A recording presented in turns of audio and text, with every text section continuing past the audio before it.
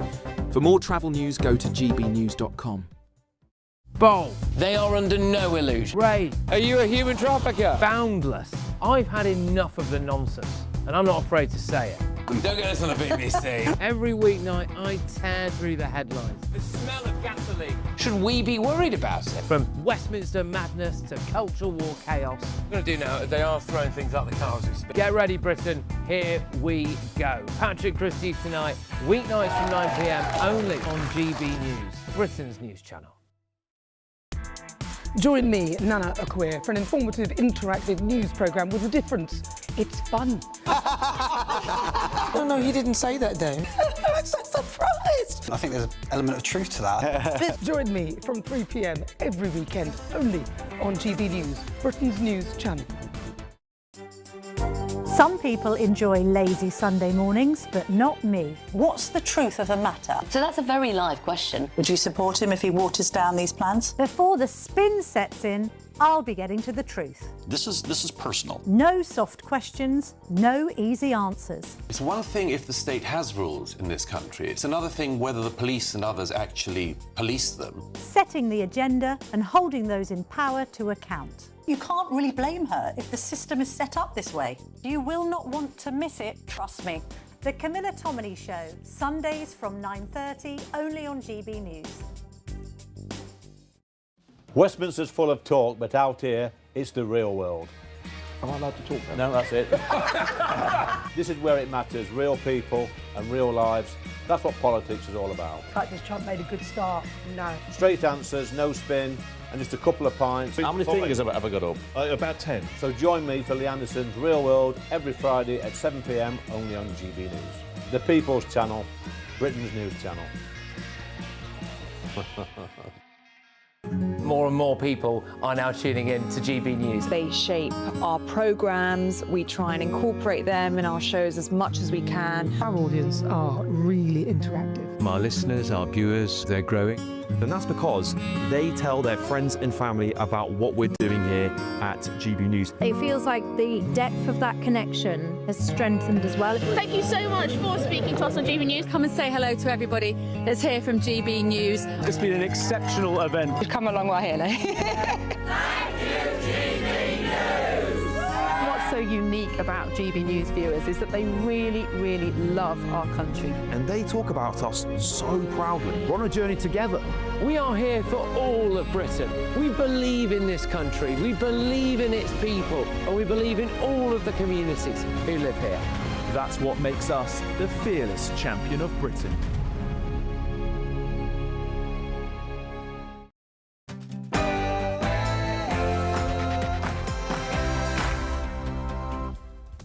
Good morning, it's 9:30 on Friday the 26th of June, live across the United Kingdom. This is Britain's Newsroom with Cameron Walker and Miriam Cates.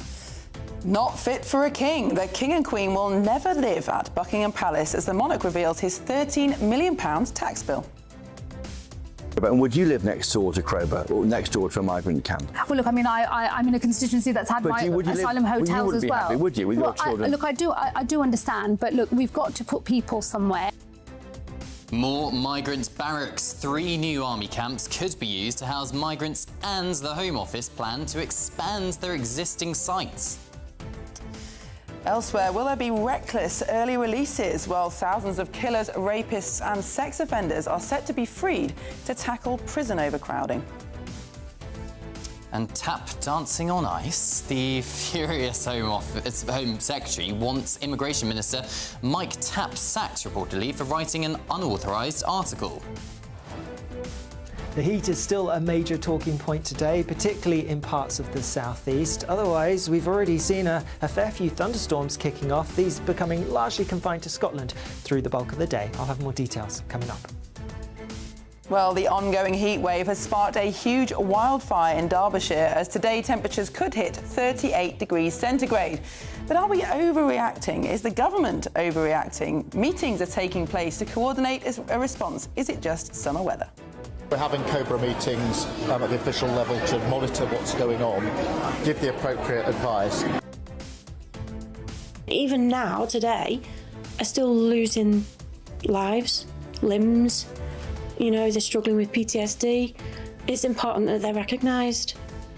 And it's Armed Forces Week, and today we'll be paying tribute to all of those who served and remembering that support is there long after military life ends.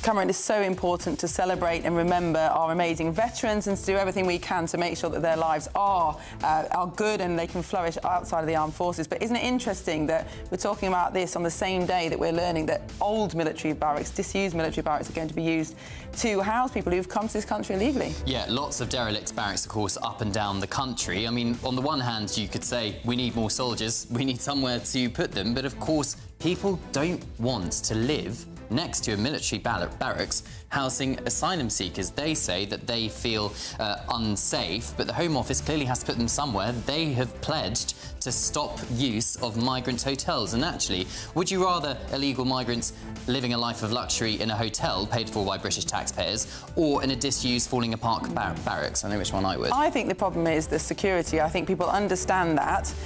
Even though these migrants have come here illegally, they should have been deported much sooner. They are here now, and we need somewhere to put them. But the problem is we are not allowed to detain them. So you've got people, we don't know if they've got criminal records, they've probably got no papers, we don't know anything about them, and yet we are not allowed by law under the ECHR, through the Human Rights Act, to detain them. And so people know that there are going to be large groups of mostly young men with not a lot to do during their day, housed in these barracks, free to come and go. And I think that's what really worries people. Yeah, and that old chestnut, the ECHR, keeps rearing its head, doesn't it? And of course, is extraordinary. Some of the opposition parties have pledged to remove it if they ever get into power. And isn't that kind of what scuppered the Rwanda plan, the former Conservative government's plan to remove asylum seekers? All of those lawyers blocking illegal migrants from leaving the United Kingdom. But do let us know your thoughts on that one. Absolutely. So you can visit gbnews.com/yoursay. Let us know your thoughts and opinions. But first of all, here's your 60-second news update with Tatiana Sanchez.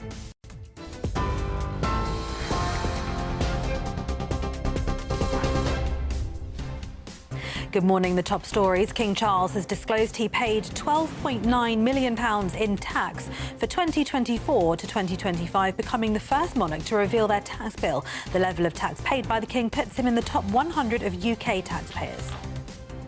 A wildfire has broken out in Derbyshire amid the heat wave. It's torn through large areas of moorland for over 24 hours, forcing road closures and smoke warnings as fire crews battle to bring it under control. The Home Office is attempting to use more military sites to house thousands of asylum seekers as the government seeks to move people out of hotels. 3 Ministry of Defence sites in Oxfordshire, Suffolk and North Yorkshire could house about 3,750 asylum seekers if planning permission is granted. And a boy aged 14 has been charged with murder following the discovery of a female body in South Wales. The girl hasn't been formally identified, but is believed by police to be that of Lily, who'd been reported missing. Those are the latest headlines. More from me in half an hour. Take the GB News family with you on any device. As long as you have an internet connection, tune into GB News anywhere on the planet or beyond.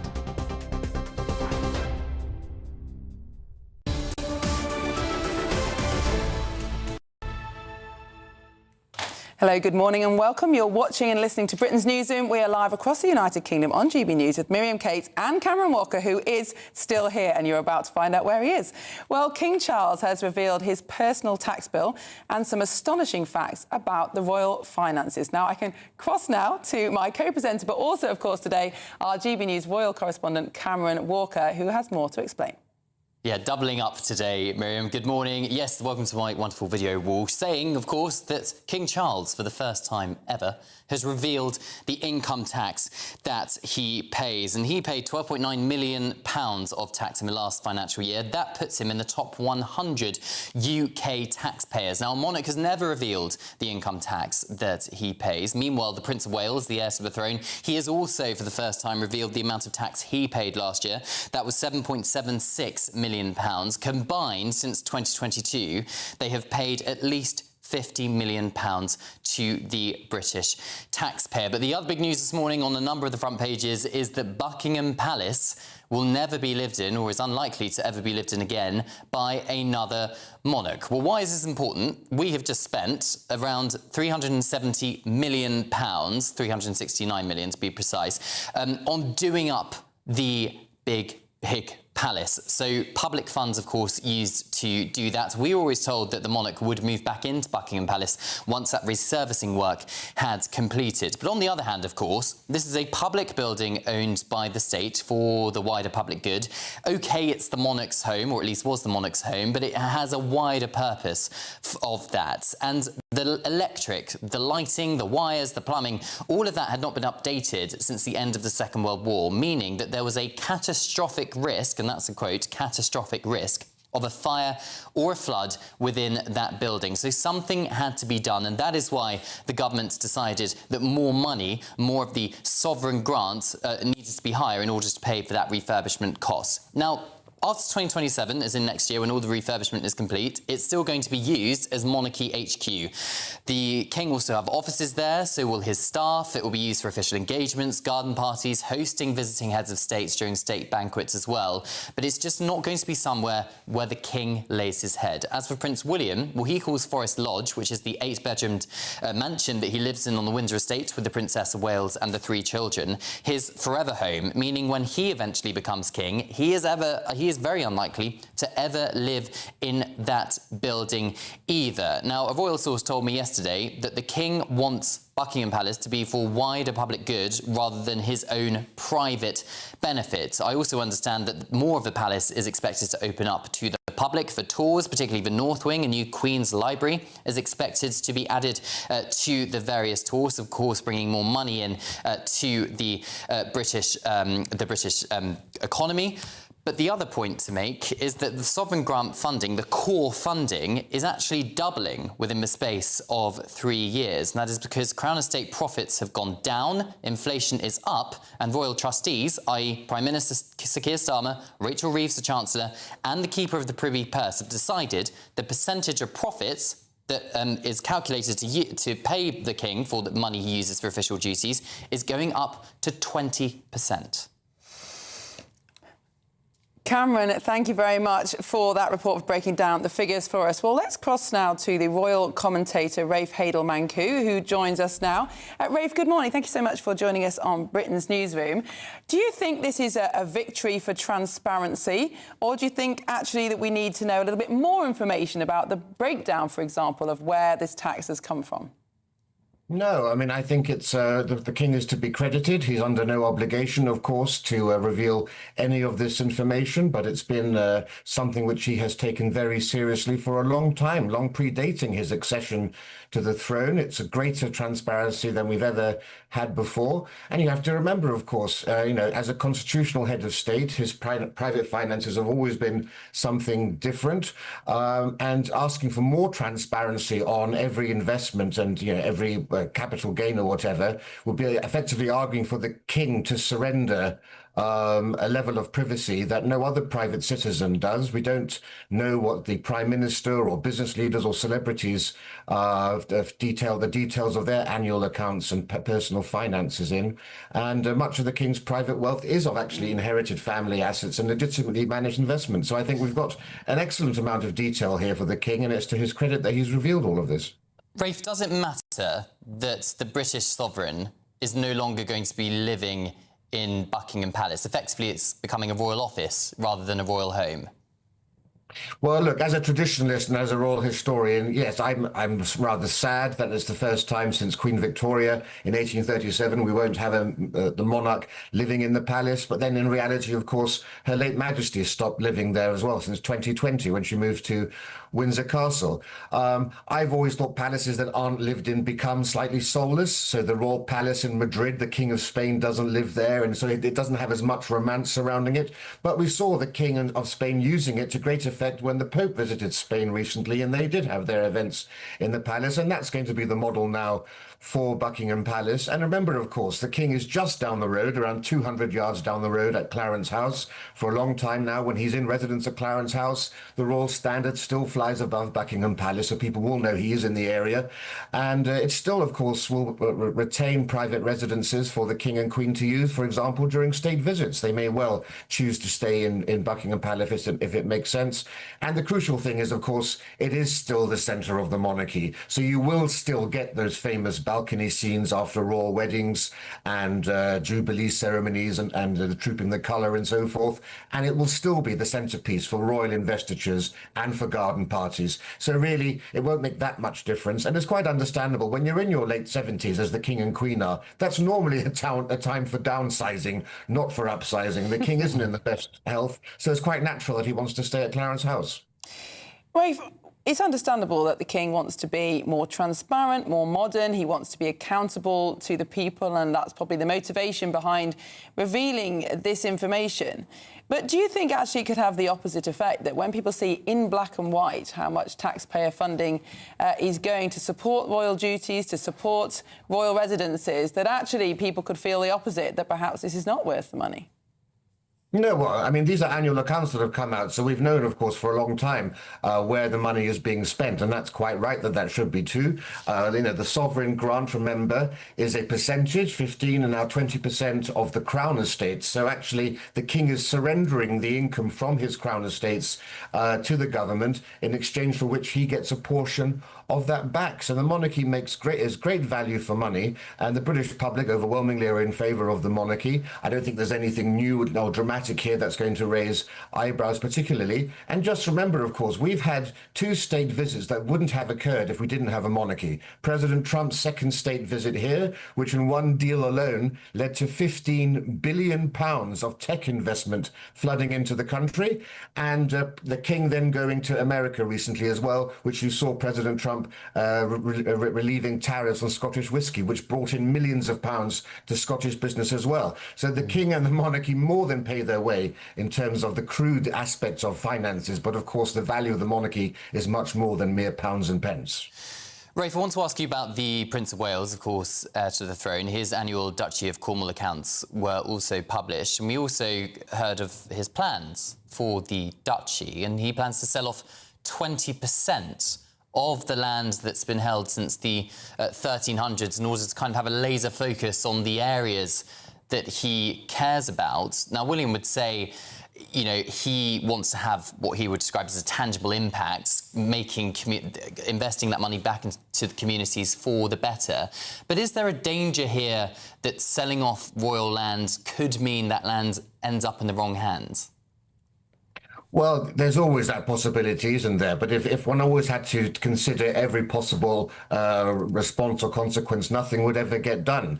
I think since the Prince of Wales has succeeded to the Duchy of Cornwall, I think he's been concerned about perhaps some of the way in which money was being made from tenants and so forth. Of course, there have been Channel 4 and other exposés into how that money was spent. Of course, you can't expect Prince William to have had a complete mastery of all that was going on at the Duchy. And so he has taken steps, and I think he's to be commended for actually being so concerned about the region and about people who live on his estates or who are employed on his estates, to take these steps to ensure that he is actually a considerate landlord, a considerate property owner who is doing what he can to preserve such a precious community, and one that's facing, of course, unprecedented hardships during this time of cost of living crises.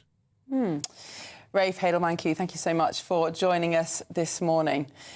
Now, Cameron, obviously you are immersed in all of this on a day-to-day basis. This is your job. Do you think that the King is feeling pressure to release this information, or is it genuinely a kind of a sign of willingness on his own part to be more transparent than in previous times? I think it's probably a bit of both. I think the dispatches and the Sunday Times investigation into the duchies and the money being charged to UK government departments in order to give them more profits would have hurt them. It also, with Andrew Mountbatten Windsor and the probe into his finances, has damaged their reputation a little bit, which has caused the opinion polls to shift a little. So I think the King is trying to be as open and transparent as possible, and I think the Prince of Wales is going even further. So let's wait and see. I think this is the start of becoming more transparent. Interesting. Thank you, Cameron. Well, still ahead, thousands of killers, rapists and sex offenders are set to be freed to tackle prison overcrowding. Yeah, that's next. But it's Armed Forces Week, and we'll be joined by 2 RAF veterans who are reuniting after 23 years to take part in a mammoth bike ride. But first, if you're in search of some holiday sun and you don't want to stay here in the UK, here's the forecast for some of our top European destinations.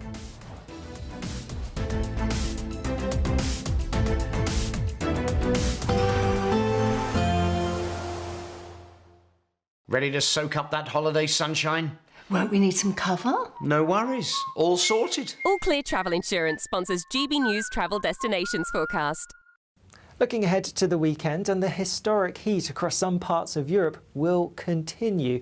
Over more southern areas, it's not as exceptionally hot here, but nonetheless, it will feel pretty hot with all the sunshine around. Worth bearing in mind, we have high humidity as well, and with the hot and sunny weather, that will allow for a few showers to develop, and if they do, they could turn heavy and also thundery. But generally, the theme is for lots of dry, sunny weather to come as we go through into next week. All Clear Travel Insurance sponsors GB News travel destinations forecast.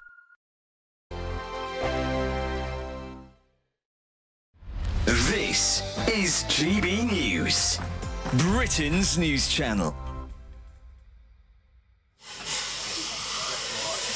The final preparations before a world first. At RAF Wittering in Cambridgeshire, these JCB mechanics and engineers are attempting to rewrite history, chasing a world land speed record with a hydrogen car. The JCB Hydromax puts out 1,600 horsepower, powered entirely by 2 hydrogen-fuelled internal combustion engines. The 32-foot-long vehicle is trying to beat JCB's existing record, which was achieved with a diesel engine back in 2006. It reached a speed of over 350 miles an hour. For chairman of JCB Lord Bamford, the new car is about pushing the boundaries of new technology. GB News, the People's Channel.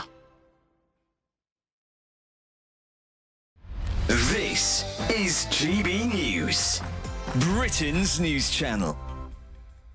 Father's Day has long been a fixture in the family calendar. But as household budgets remain under pressure, some are questioning whether the tradition of buying gifts is beginning to fade. Jim Cox has worked in the gift-giving industry for more than 30 years and says Father's Day simply isn't the draw it once was. We're kind of reliant on the big gifting period. Father's Day is probably the weakest of like the bigger gifting events. It's picked up a bit this week, but probably not as much as I would expect. And I think generally people, like average basket size isn't really where I'd want it either. So I think people are spending a bit less, being a bit careful, and also thinking general trend in gifting is thinking maybe about experiences and spending time with people. GB News, the People's Channel. GB News Breakfast, every day from 6 a.m. What does it do for people who are wounded, injured or sick veterans? What does it do for them to do this sort of voyage on this wonderful sailing ship? Good morning. It is that human impact, and that's why Turn to Starboard exists, and even at the Invictus Games Birmingham 2027. It's about giving people maybe a reset, maybe seeing, taking that breath, but also a bit of camaraderie as well. Literally everybody's in the same boat. The blue environment is completely different. Everything is different on a boat. Walking, sitting down, making a cup of tea, even going to the loo is slightly different. So we can give people a break from sort of the pressures of life. GB News, the People's Channel. To all of you who voted for GB News to win at the Trick Awards for the 4th year in a row. The winner is GB News. Thank you so much for voting for us. It's because of you that we're so proud to be the People's Channel, and it's because of you that we are Britain's news channel. It's voted for the people who watch us. Well, we've got the best viewers in the world, haven't we? The most loyal viewers. Thank you.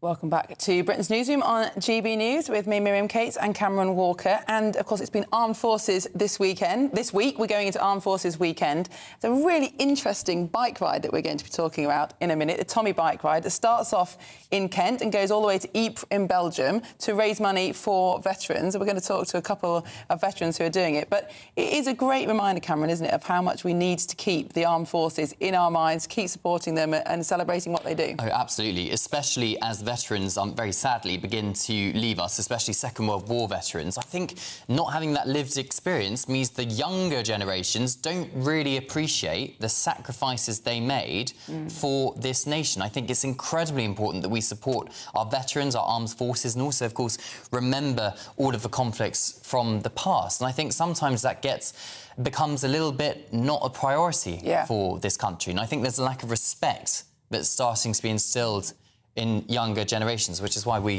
at GB News support veterans as much as we can. I think you're totally right about the within living memory thing, because when I'm obviously a lot older than you, but when I was a child, there were plenty, you know, they were elderly, but there were plenty of Second World War veterans around. They could come into school, talk about their experiences. Of course, that is just not the case now. There are people who've served in Iraq, in Afghanistan, in Bosnia, but of course they were much smaller wars in terms of the number of people involved, and it's a kind of history that actually many of our schools don't even cover. It's relatively recent history. So I completely agree, especially as they get older and sadly leave us, it's even more important to remember. But also it's the support available for veterans. So around 1 in 4 UK veterans experience a mental health disorder. That's according to King's College London, and of course post-traumatic stress is pretty prevalent among those in combat roles.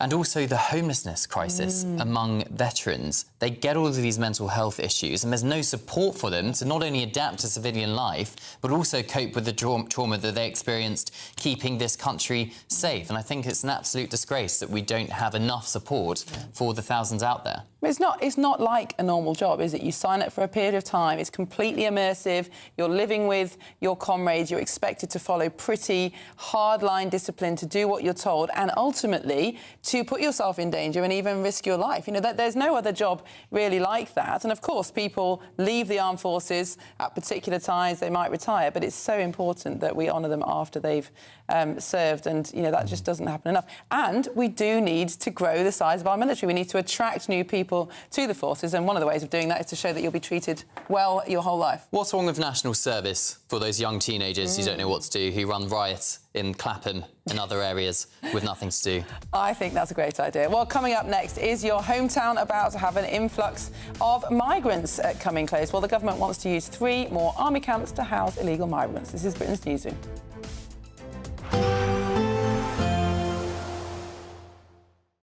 Today, clouds overhead, total zen within. Boxed Solar sponsors the weather on GB News.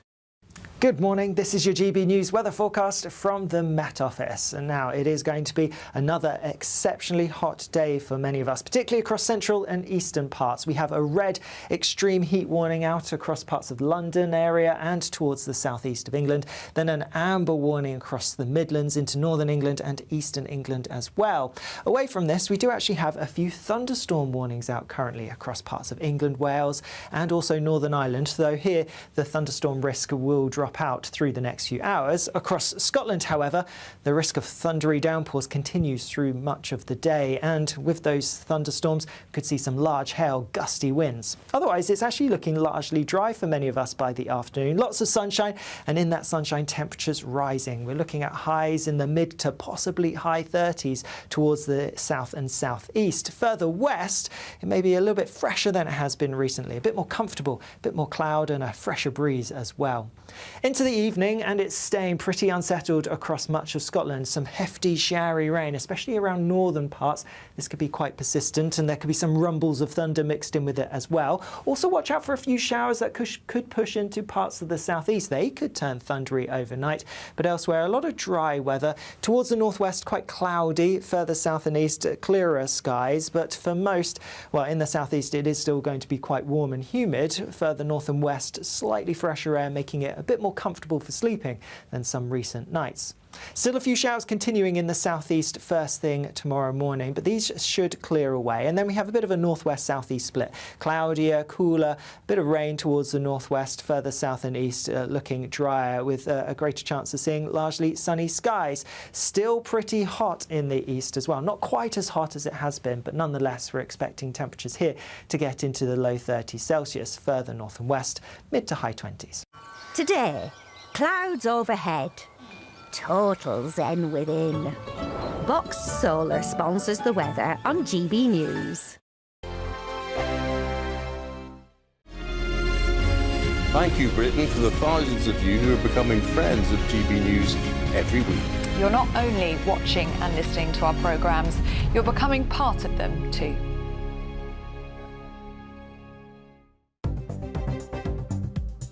Good morning, this is the latest AI travel news from GBnews.com. The M90 southbound junction 1C off-slip is closed due to flooding. A lane on the A19 northbound exit slip to the A174 in Middlesbrough is blocked by a vehicle, with normal conditions expected by 10:15. The A14 eastbound in Northamptonshire has a lane closed between junctions 1 Welford and 2 Kelmarsh, causing 10-minute delays. Greater London's M4 Spur southbound is congested. The M54 westbound entry slip at junction 2 in Staffordshire is closed due to a vehicle fire, expected to clear by 11:30. For more travel news, go to gbnews.com. Hello from the Imperial Island Resort in Paphos, and it's the final week to see how you could win big in time for summer. Someone has to win our stunning cash prize of £76,543.21. Just don't miss out as lines close on the 26th of June. For a chance to win, text cash to 63225. One entry costs £2.50 plus one standard network rate message. Or text bonus to 63225. 5 entries cost £5 plus one standard network rate message. Go to gbnews.com/win. Entries start at £2.50. Call 0903 686 3232. Calls cost £2.50 plus your network access charge. Or post your name and number to GB21 PO Box 8690 Derby DE1 9TT. UK only. Entrance must be 18 or over. Lines close at 4 p.m. on the 26th of June. This is a network giveaway. Entries will be pooled. Please check the closing time if listening or watching on demand. At the stroke of midnight, the news doesn't stop, and neither do we. Day in, day out. Forget stuffy late night TV shows. We're giving you a front row ticket to the centre of the political universe. Because breaking news doesn't wait for the morning. And neither do we. Join us for one of the most controversial and volatile times of politics in human history. A very big story. Big story over here. You won't get this anywhere else. The Late Show live at midnight, every night. Only on GB News. From the school run to the home run, watch a new show for all of Britain. He can say whatever he wants. A straight talking show where all voices are heard. And, you know, when are we going to stop talking about smashing the gangs and actually do it? With the stories that matter from every part of our country. There's a bit of a crash landing there for your Chancellor. Bold, fearless and standing up for you. That's me, Martin Daubney, 3 p.m. till 6 p.m, weekdays, here only on GB News. The People's Channel, Britain's news channel.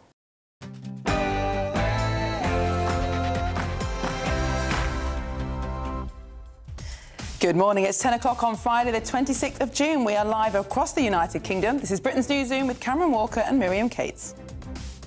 Not fit for a king. The King and Queen will never live at Buckingham Palace as the monarch reveals his £13 million tax income.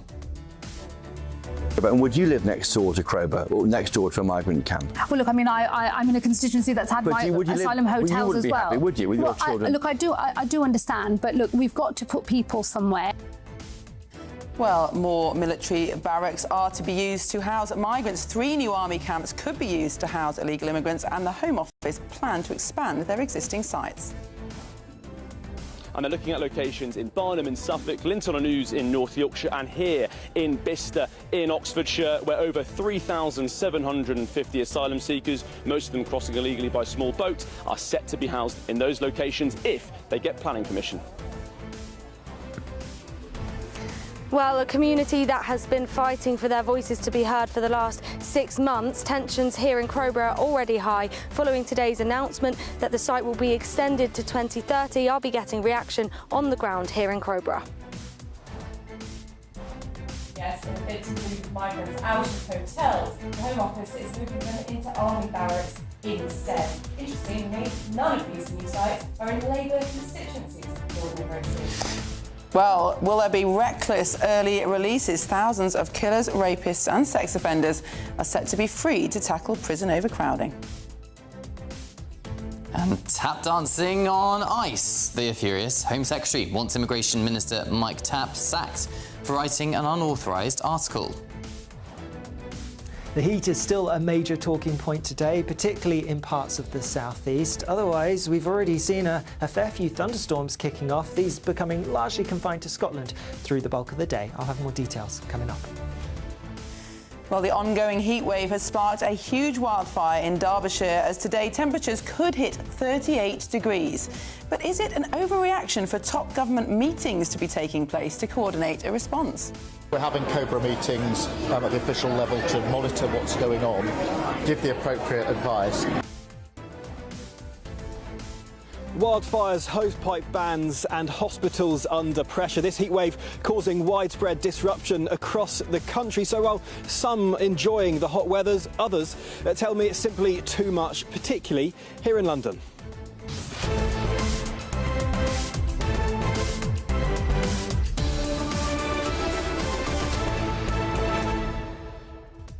I mean, lots of viewers have got in touch this week saying, I remember the summer of 1976, where it was even hotter than this, and we just got on with it.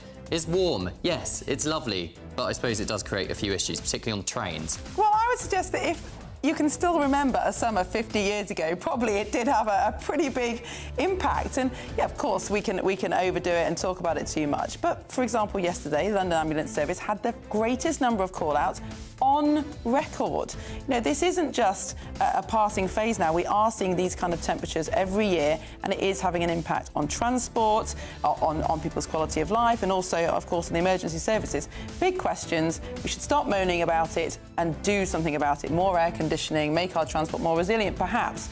But I do think it's fair to say it's a big deal. That's I think the thing. it is. Isn't there... The government should be more prepared, which I suppose is why they're doing the COBRA meetings, but I think it was London Mayor Sadiq Khan who yesterday said there should be a maximum temperature limit for workers.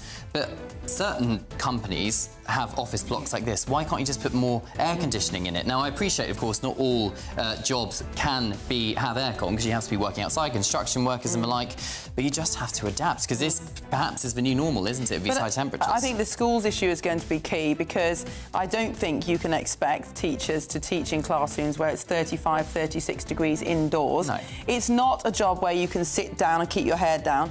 Kids go crazy in high temperatures, and if you're responsible for their safety, if you've got 30 kids in front of you, you are responsible for keeping them safe and keeping them hydrated.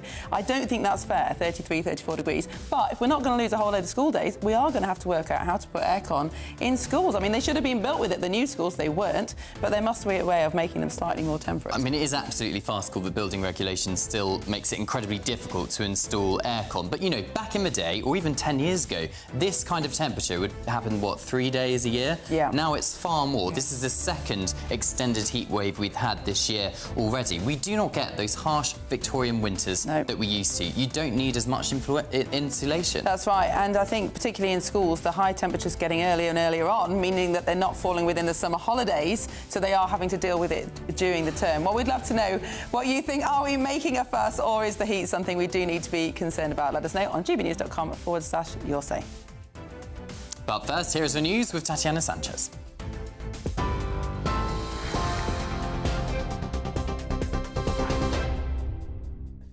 Good morning. The top stories. King Charles has disclosed he paid £12.9 million in tax for 2024 to 2025, becoming the first monarch to reveal their tax bill.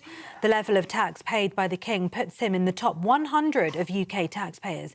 Meanwhile, the King and Queen will not live at Buckingham Palace once the £370 million taxpayer-funded refurbishment work has been completed. The palace will continue to be the administrative headquarters of the monarchy, but the King has decided nearby Clarence House will remain his official home. The decision has been taken to allow greater public access to the landmark, officials say. A wildfire has broken out in Derbyshire amid the extreme heatwave in the country. It's torn through large areas of moorland for over 24 hours in Derbyshire, forcing road closures and smoke warnings as fire crews battle to bring it under control.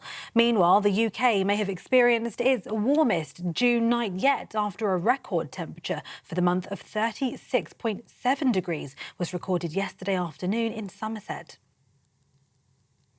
The Home Office is attempting to use 3 more military sites to house thousands of asylum seekers as the government seeks to move people out of hotels. 3 Ministry of Defence sites in Oxfordshire, Suffolk and North Yorkshire could house about 3,750 asylum seekers if planning permission is granted.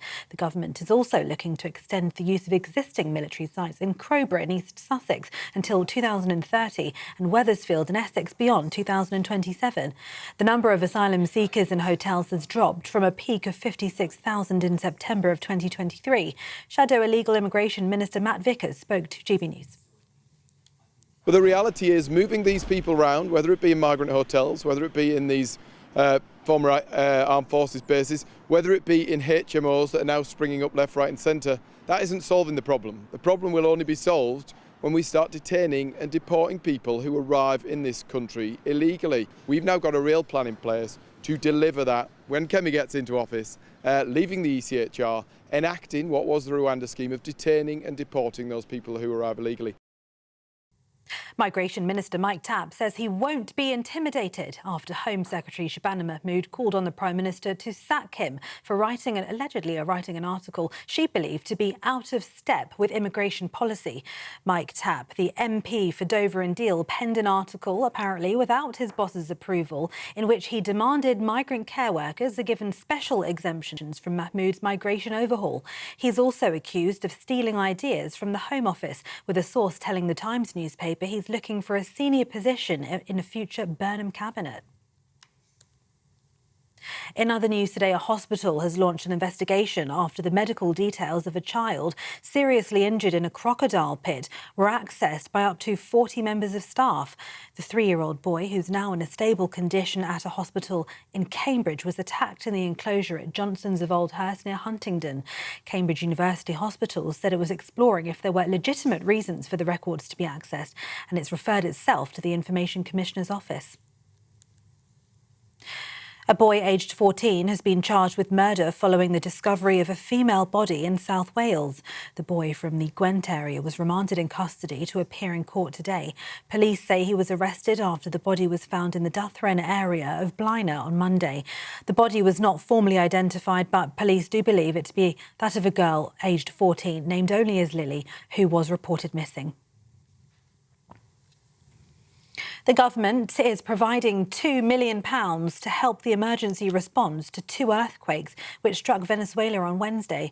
Rescuers are searching through rubble in a rush to save lives after the quakes have so far killed at least 235 people and injured over 4,000. At least 50,000 are missing.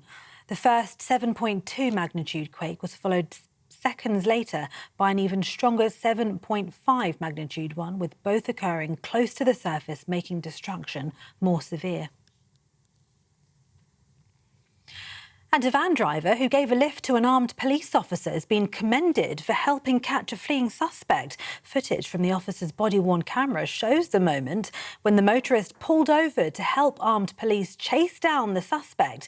Kent Police said after initially evading arrest, the suspect had run towards Tivoli Road in Margate.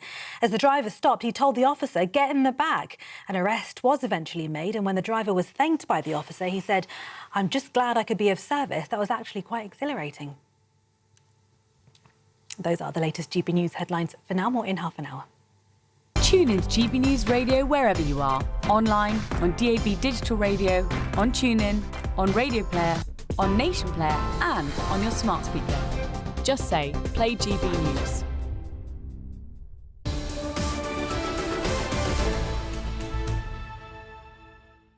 Hello and welcome. This is Britain's Newsroom, live across the United Kingdom on GB News with Cameron Walker and Miriam Cates. Well, this morning, two RAF veterans, Richard Rawnsley and James Jimmy Butterworth, are reuniting for the first time in 23 years, after first serving together in the 1990s. And they're taking part in the Tommy Ride, raising funds for veterans. Richard Rawnsley, MBE, and James Butterworth join us now. Mid-ride, I believe. Good morning to you both. How is it going so far, Richard? Yeah, all good, all good. We've been cycling just over 2 hours now. The temperature is excessive. I think somebody said it's going to go to about 35 degrees today. Drinking lots of water. In total, we're going to be doing about 200 kilometres over the next 2 days. Yeah. Now, I understand you are riding to raise money for armed forces charities, but you're both veterans yourself. You served together, but you haven't actually been in touch for quite a while. Tell us how you've been reunited. It started last year, really. I had a hernia operation around November, looking through Facebook while you're off recovering. And Richie was a friend on Facebook, noticed that he was doing the Tommy Ride, so I logged on it as well. And from there, we've just started communicating again. So it's been like just going back to the old times, really. Worked together, like I said, for at least 6-7 years. And it's just been straight back into the banter and, you know, straight back into doing the charity ride for RBVE. And as you say, you're doing this cycling ride from Kent to Belgium. How much money are you hoping to raise, and what is that going to do to benefit veterans like yourselves? I think we had a WhatsApp last night, and I think they've already raised in excess of £80,000. Oh wow! We also had a look round the centre yesterday. They've got a fantastic rehab unit for drink and drugs, 28-man unit. Walked around the factory, showing where former service personnel are working. The village is amazing. Houses, I think it's over 100 houses they've got on the site. I think there's 300. I think there's 300. Was it more than that? Yeah, there's about 300 personnel. Yeah, it's just a fantastic facility, Rich, isn't it? And this is extremely close to us heart. I've suffered with problems with mental health, and it's amazing that these people are getting looked after. Absolutely. Absolutely. And how can our viewers and listeners support you? Where can they donate so we can try and get more donations to you?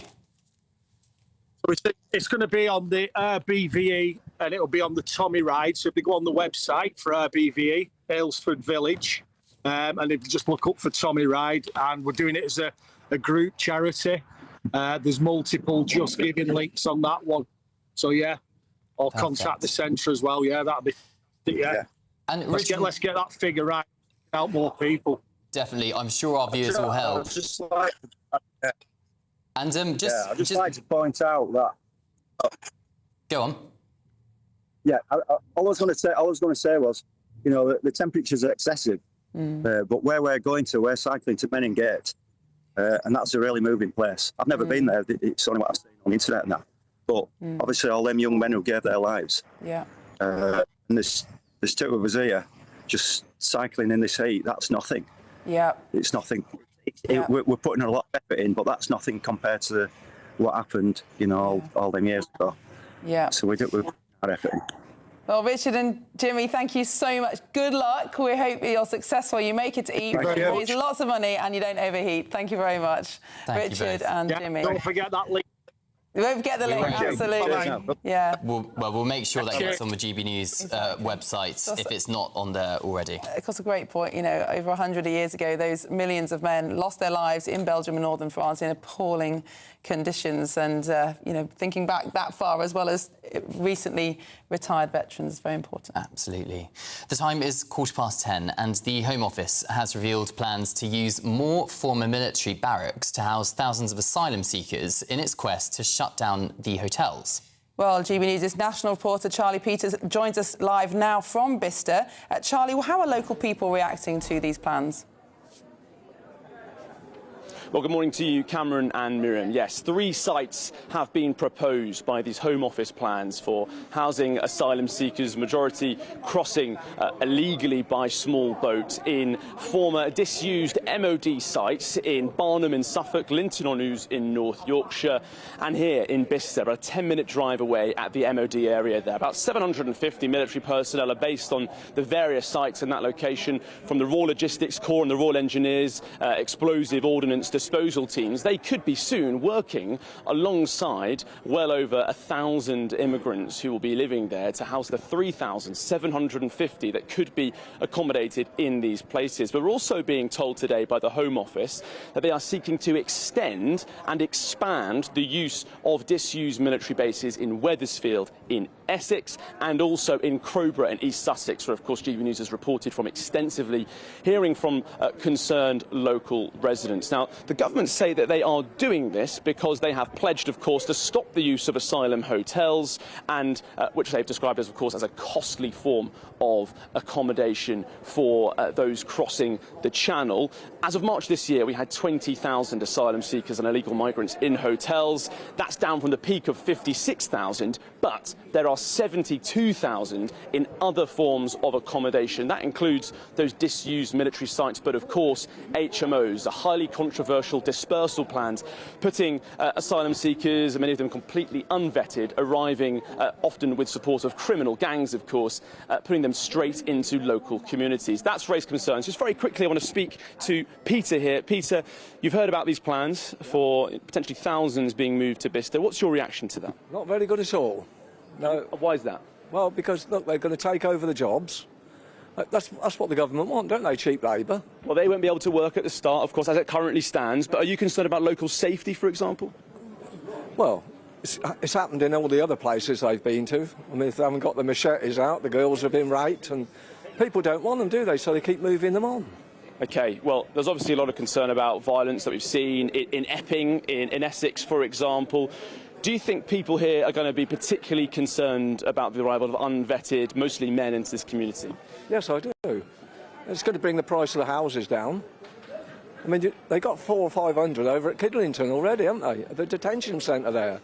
Why do they want to bring them over here? They're taking them out of the hotels, putting them in the bases up at Bicester there, so they're only moving them from A to B. Okay. Peter, thank you very much for your time this morning. You've heard it there, a lot of concern for safety, of course, and concerns also about housing stock and house prices being reduced. I've also heard from some people here saying that we're all the same and everyone should be welcome. So very much a diverse range of views here in Bicester, but you've heard there from Peter here in Bicester as well. Charlie, thank you. And of course, not all migrants are dangerous, but we can now speak to Isabel Fekulak, who joins us live from Crowborough. Isabel, what's the mood like over there? Well, here in Crowborough, this is a town that has been fighting week in, week out with their weekly protests against the use of the site here in Crowborough to house asylum seekers. With today's announcement, of course, 3 more sites to be used. Charlie Peters just gave you the details there from Bicester. The site here in Crowborough, the use of it extended until 2030. Now, I think the fact that Crowborough residents have been showing up every week shows that those numbers, the number of anger and also the perseverance for their voices to be heard. This announcement, though, tension's already high here. That tension now elevated. As you can see, I've got a guest here. I'm joined by Andrew Wilson from Wealdon District Council. Thank you so much for coming on today. Of course, the Home Office announcing that they're going to ramp up the use of these military sites to house asylum seekers. What's the feeling in the community here? Well, I think, disappointment, but perhaps not really unsurprising given the way the Home Office has behaved throughout this whole process. Initially, they told the town that this was going to be for 12 months. That's now obviously not the case.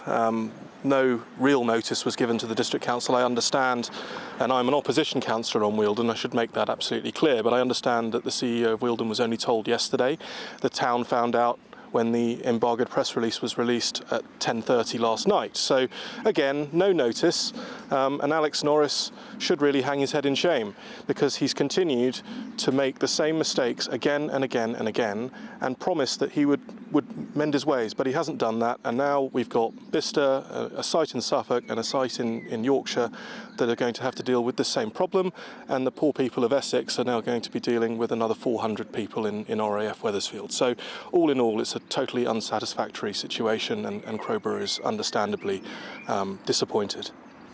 Now, this announcement, the Home Office also saying that they've closed an additional 20 asylum hotels. That's in addition to the 11 that were closed, and they announced that in April. They've said that since then, that's saved taxpayers £170 million since in this financial year. They're also saying that these military sites are more suitable. I mean, what do you say to that?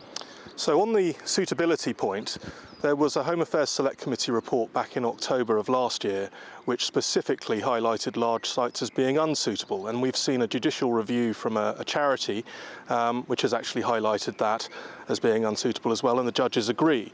On the cost point, Crowborough is not cheaper than hotels. You're not actually saving money by putting people in Crowborough. In fact, the government, I think, was told that Crowborough was likely to be more expensive than a hotel. So taxpayers aren't saving money.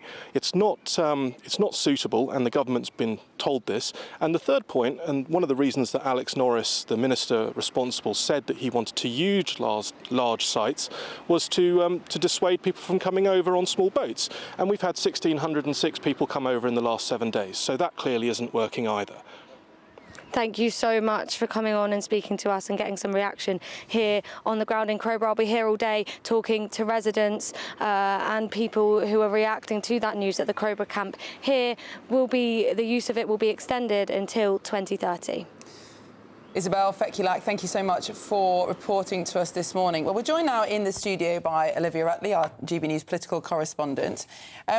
This is such an ongoing issue for the government. Is it more expensive to house people in barracks than hotels? But on the other hand, you're keeping people away from cities. Andy Burnham, potentially the next Labour leader in waiting, the next Prime Minister, he's going to have a big headache working out how to sort this out. He's going to have a huge headache.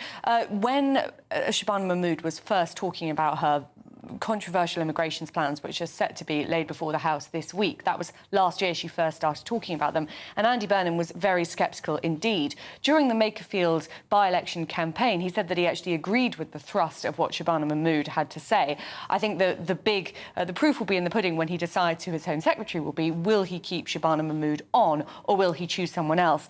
As you say, Miriam, it's essentially difficult for the government, whatever they choose to do. The last Conservative government got a lot of flack for housing migrants in hotels, sometimes four-star hotels in very desirable places. There was arguments that hotels which would otherwise have been used for commerce, for trade, for weddings, etc., bringing a business to the area, ended up just being used for migrant housing and actually really affected the area in so many different ways, including economically. Obviously, you don't have that problem to the same extent with military barracks, and that is the reason it seems that the Labour government is pushing ahead with this. Shabana Mahmood would like to see an overall reduction in the number of migrants coming over here, and that's what the government would argue is the end plan. She's pushing the immigration bill before the House next week. We are expecting to see huge opposition from Labour MPs to that, so it'll be fascinating to see where it gets to.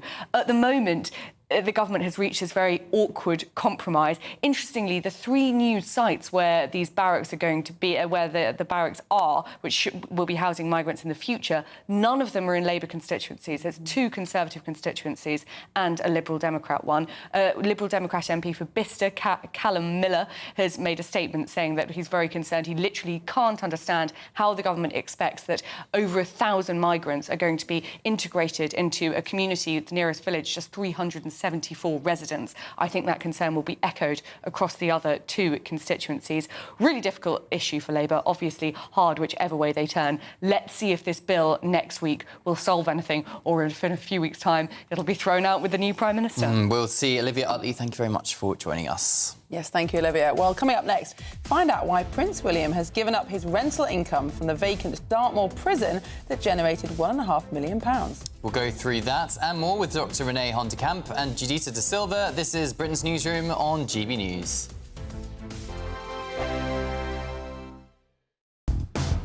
Do you trust what you're being told? Good, because neither do I.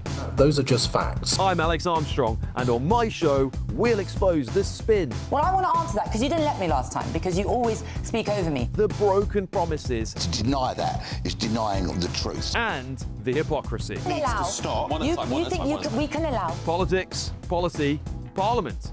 Nothing is off limits. No sugarcoating, no fear of offence, just the truth laid bare. Tune in every Saturday and Sunday at 9 p.m. for Alex Armstrong Tonight, only on GB News, Britain's news channel. 5 hosts, 5 opinions, 5 fearless debates, 5 unfiltered takes on the day's news. 5 reasons not to be anywhere else on Saturday night. This is the Saturday 5. You got me. You got me good there. Britain's biggest Saturday night TV show. It's not a bad brand. Yeah. Uncensored. Very, very racy tonight on the unpredictable. What did she say? Can you translate it for us? And always entertaining. And how can a country go from being led by William Wallace Saturday nights from 6 p.m. only on GB News, the People's Channel. Britain's news channel. You're going to want to stay tuned, trust me. Join me, Nana Akwe, for an informative, interactive news programme with a difference. It's fun. No, he didn't say that, though. I'm so surprised. I think there's an element of truth to that. Join me from 3 p.m. every weekend, only on GB News, Britain's news channel. Hi, I'm Michelle Dewberry, and my show is your opportunity to cut through all the noise and dive in headfirst to some robust debates. Ideas clash. Situation, No, isn't it? Because the failure is... You're deliberately avoiding my point. Nothing's held back. And if you think this is the end of it, wait for more. And we do not shy away from the difficult stuff. Sometimes I want to shake people and say, if only you understood. So join me on Jubes & Co. weeknights at 6 p.m. only on GB News, Britain's news channel. At GB News, we love to hear from you, our loyal community. So drop us a line at gbnews.com/yoursay. There you can talk to each other and also to the presenters live on air. gbnews.com/yoursay, because GB News is your channel, Britain's news channel. You want to know what's really going on in the corridors of power? Labour don't know what to do with you half the time, and that makes you quite lethal in the chamber. Get behind the headlines with Chopper's political podcast. Join me, Christopher Hope, as I sit down with the great and the good of British politics. We'll see where this ruling takes us. These are the stories shaping our nation. Chopper's political podcast, available now on all platforms. Listen in and stay ahead.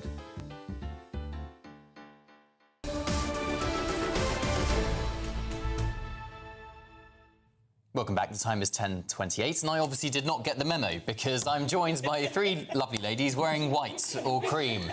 Yes, where is your white linen suit, Cameron? I don't know. Well, we have got Dr. Renee Hondekamp and Judita De Silva here in the studio, and as the camera pans out, there you go, you'll see, we are all wearing white. Well, it has been a hot week, hasn't it, Judita? I mean, it's the greatest colour to wear in hot weather. Yeah. I don't know why everyone's complaining. This is wonderful weather. It's wonderful. Stop talking. I'm with you. You don't jinx it or it'll start raining and snowing. This is good for everyone. Definitely. Well, let's keep positive about the weather. Meanwhile, Prince William, who came under a bit of flack a couple of years ago for charging the Ministry of Justice for Dartmoor Prison, that 1.5... Oh, there's a fly trying to get me. That £1.5 million of taxpayers' money, he doesn't want to take anymore. Yeah, this is a good decision. I mean, this was a really bad look, I think, for the royal family to be benefiting off of, you know, what is essentially taxpayers' property. We own it.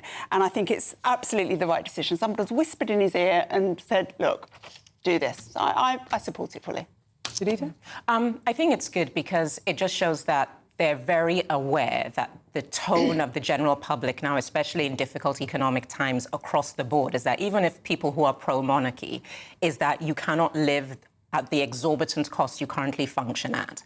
And the fact that they're willing to do things that are unprecedented, as well as change the way they live, it shows that it's kind of begins to chip away at that sense of them being tone deaf. The Duchy of Cornwall, which Prince William owns, does still charge the Ministry of Defence even rent, and as far as we can tell, he's still profiting from the taxpayers' money gone to the Ministry of Defence. So do you think it's not gone far enough yet? I think it probably hasn't gone far enough, and I think, as Jadisha says, people are looking at this, people are in really difficult times. I think whilst they receive any money from the taxpayer, then they shouldn't be profiting on anything that the taxpayer owns. I think it's as simple as that. Jadisha, do you think that this could be, in a way, for the royal family, a slippery slope? I mean, they've tried to be more transparent. That's the purpose of publishing the amount of tax that the King pays. But already there are calls, for example, there's an article in The Spectator today saying, well, why don't we have a breakdown of how much of that tax is corporation tax, how much is capital gains tax, how much is income tax? We've opened a Pandora's box, in a way. And I think it should be opened, because if you're going to go against the kind of building opinion of organisations like Republic, you realise that with every new generation, the tolerance for the old-style monarchy is waning. And part of the greatest battle that William will face is survival. And the only way you will survive with new generations is to be accountable for what you cost, because everybody likes that sense of authenticity and integrity. You cannot just live on the platform of we represent a thing and therefore all hail that. It doesn't work anymore. So understanding that our survival depends on our connection to the people, you have to operate according to the tone of the people, because you are beholden to the people. That's why I think it's necessary. And just very quickly, do you think it's right that a monarch will no longer live in Buckingham Palace, or wrong? Do you know, this story doesn't upset me at all, because I think Buckingham Palace, forget who is living in it, is one of our most historic buildings. People come from around the world to stand in front of it, have a look, watch the changing of the guard. I think it's just should continue that way. And if the King doesn't want to live there, it's fine. Let's use it for the events that we do and more. And you think of how much money is generated by public parks, museums, galleries. Buckingham Palace is a money-making machine if you use it commercially the right way. And this is a very good thing to do. First of all, it's ridiculous to manage as a domestic residence. And they like where they live in Clarence House and in Windsor, because they've said, like, with the kids going to, with Charlotte and her brothers going to school in Windsor, living there, it feels like home. So it makes you also more relatable to say that we function like every other family, but we just occupy a position. And this Buckingham Palace belongs to the people, so let them enjoy it and generate money for the community. Yes, I suspect William will commute to work to Buckingham Palace like everybody else one day, but I suspect he'll be using a helicopter rather than going down the M4. Quite possibly. Yes. Well, Renee, Jadisha, thank you very much. And we'll have more from you now. We're going to be talking about this amazing story of a van driver who helped the police to arrest a dangerous criminal. Well, that'll be up in an hour, but up next, your 60-second news update with Tatiana Sanchez.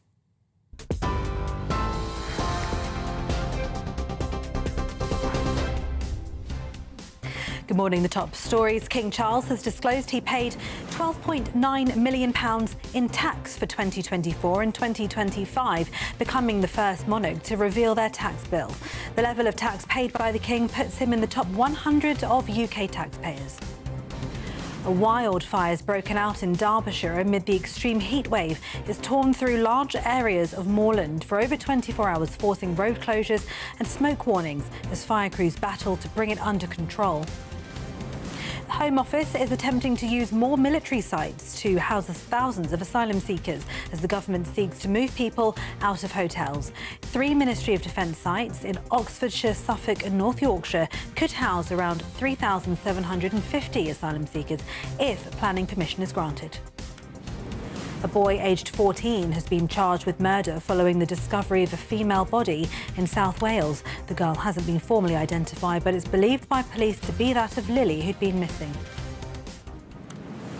Those are the latest GB News headlines for now. More at 11 o'clock.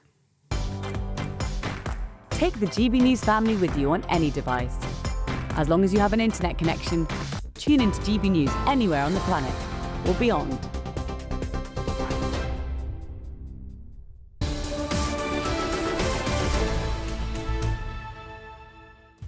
Still to come, are we about to see an incoming mic drop? The Home Secretary, wants Immigration Minister Mike Tapp sacked for writing an unauthorised article about immigration policy. That is next. This is Britain's Newsroom. You have to improve your puns, Cameron. I know. Well, I don't realise what I'm reading until it's too late and I've read it. Anyway, that's See you next. soon.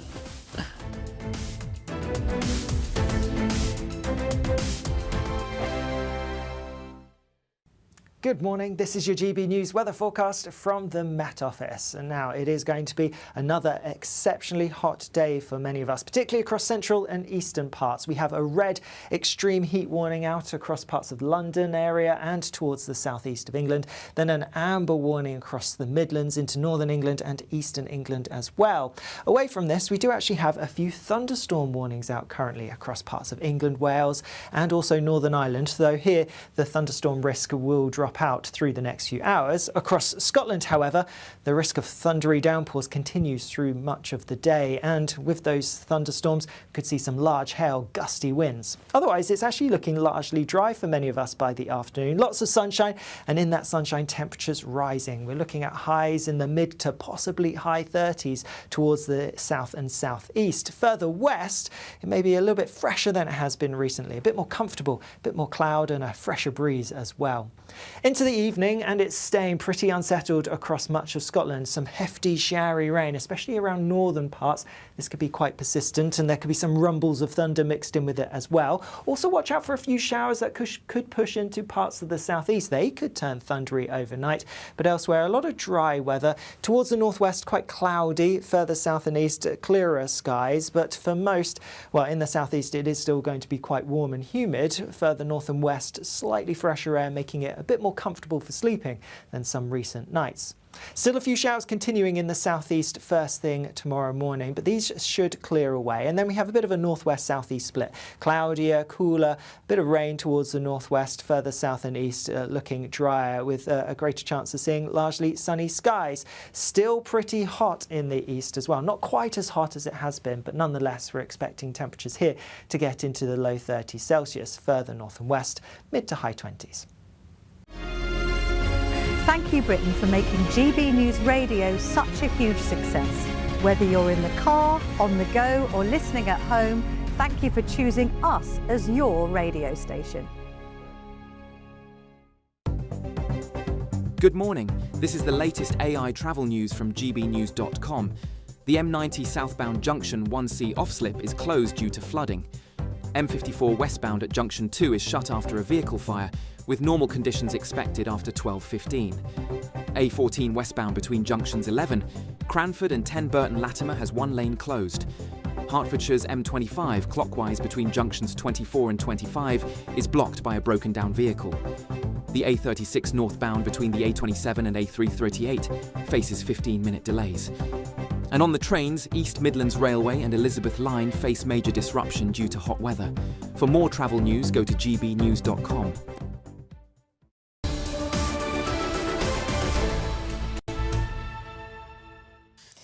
Well, it's 23 minutes to...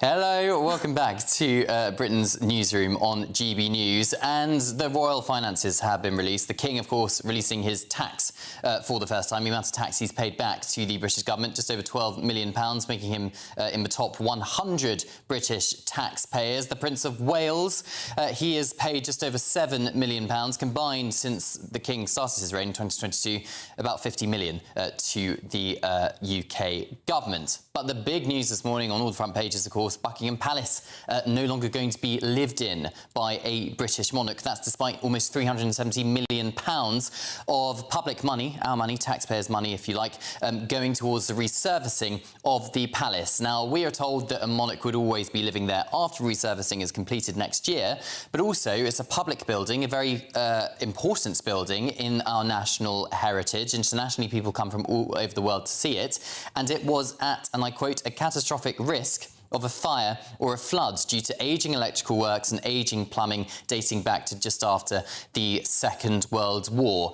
Although royal isn't going to be living in that building, it's still going to be Monarchy HQ. The King's still going to have offices there and a few rooms to retire in. There's going to be garden parties hosted. All the state visits will also take place there too. So has anything really changed other than where the monarch lays his head? And does it actually matter to the British public? I highly doubt, of course, that Prince William is also going to be moving in there because he has already dubbed Forest Lodge, that 8 bedrooms, modest by royal standards mansion in Windsor, as the Princess of Wales and their 3 kids forever home. So let's wait and see on that one. Just the other very quick point to make is the sovereign grant core funding. That is actually effectively doubling in the space of 3 years to just under £100 million a year to fund the running of the monarchy.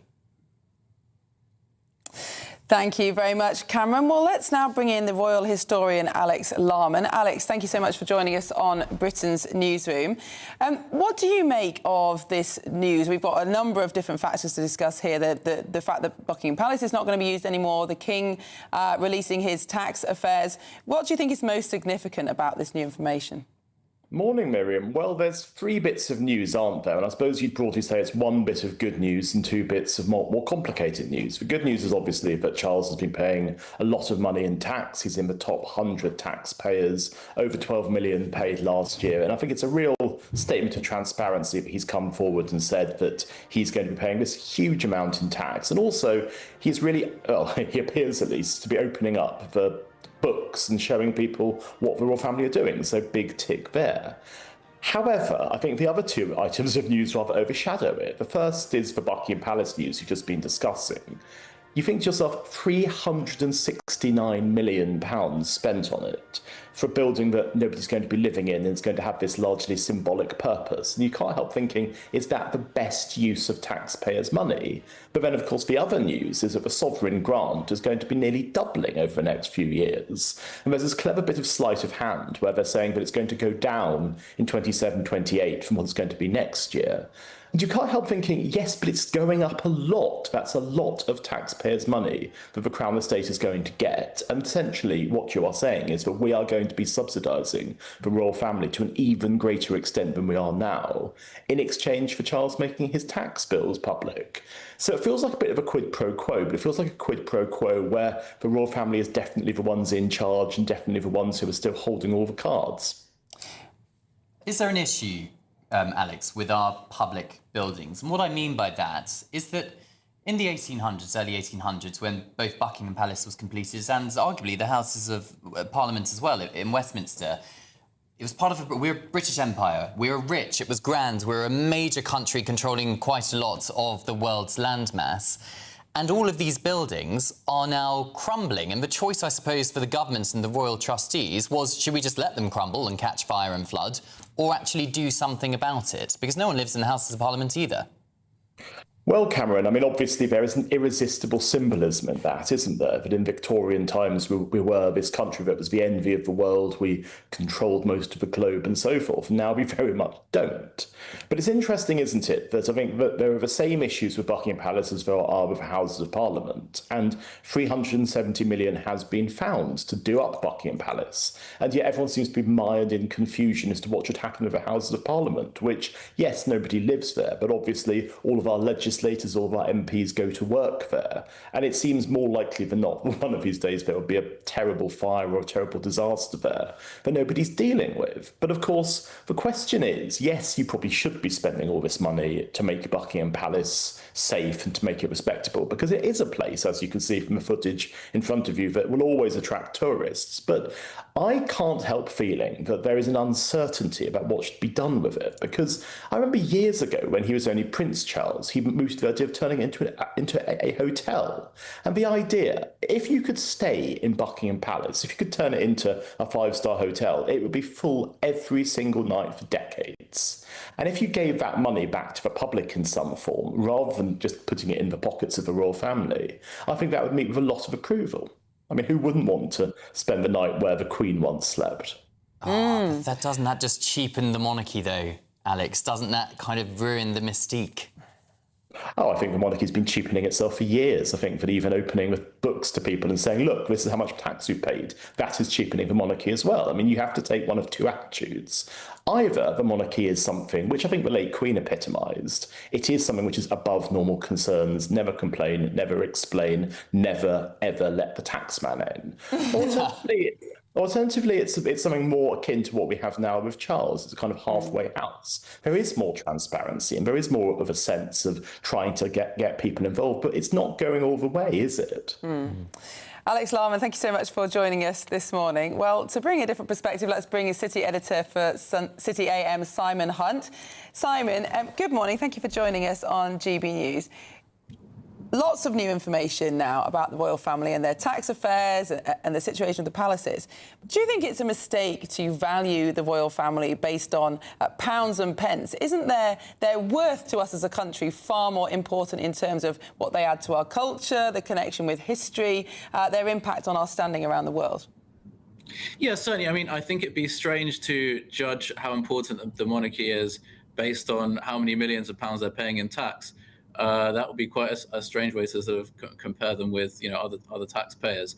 But it's, as I think your previous speaker mentioned, it does feel like a bit of a halfway in, halfway out situation, because we have been given this top line figure of how much King Charles has paid in tax of £12.9 million. But what we don't know is what tax was actually due and where that tax has come from. So we don't know if it's income tax, we don't know if it's capital gains tax, we don't know if it's, dividends tax or whatever. So all we've really been given is just a single figure, and there is still a lot of opacity in terms of the sources of income on which tax is due, whether other types of tax, whether there have been ways to reduce the bill, such as by claiming expenses and reliefs and that sort of thing. So we've been given an extra layer of transparency, but there is still a lot behind that in terms of opacity and things we don't know.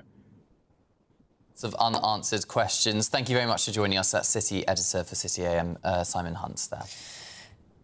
Well, Cameron, I might be a traditionalist, but I think it's a mistake publishing all this information. I think the monarchy is far more important to our nation than just to do with how much taxpayer funding they do or don't receive. Penny pinching, I think, is a total mistake. They should be allowed to conduct their duties with as much as money as it requires within reason, because without the monarchy, what is Britain? Yeah. We've lost so much of our national identity. We need them as our kind of one focal point. And you need that mystique of the monarchy for that attraction. And I think, Alex has a pretty sad view, but viewer Alex, thank you for speaking to us from Kent. He says, let all the royal palaces fall into disrepair and ruin. It will symbolise the collapse and decay of the United Kingdom, the deliberate decay of the United Kingdom, as Alex thinks. Well, I think we have a choice to turn that ship around, and I think we should keep them going, keep them restoring. Yes, gbnews.com/your say on that. But next, the heatwave rumbles on.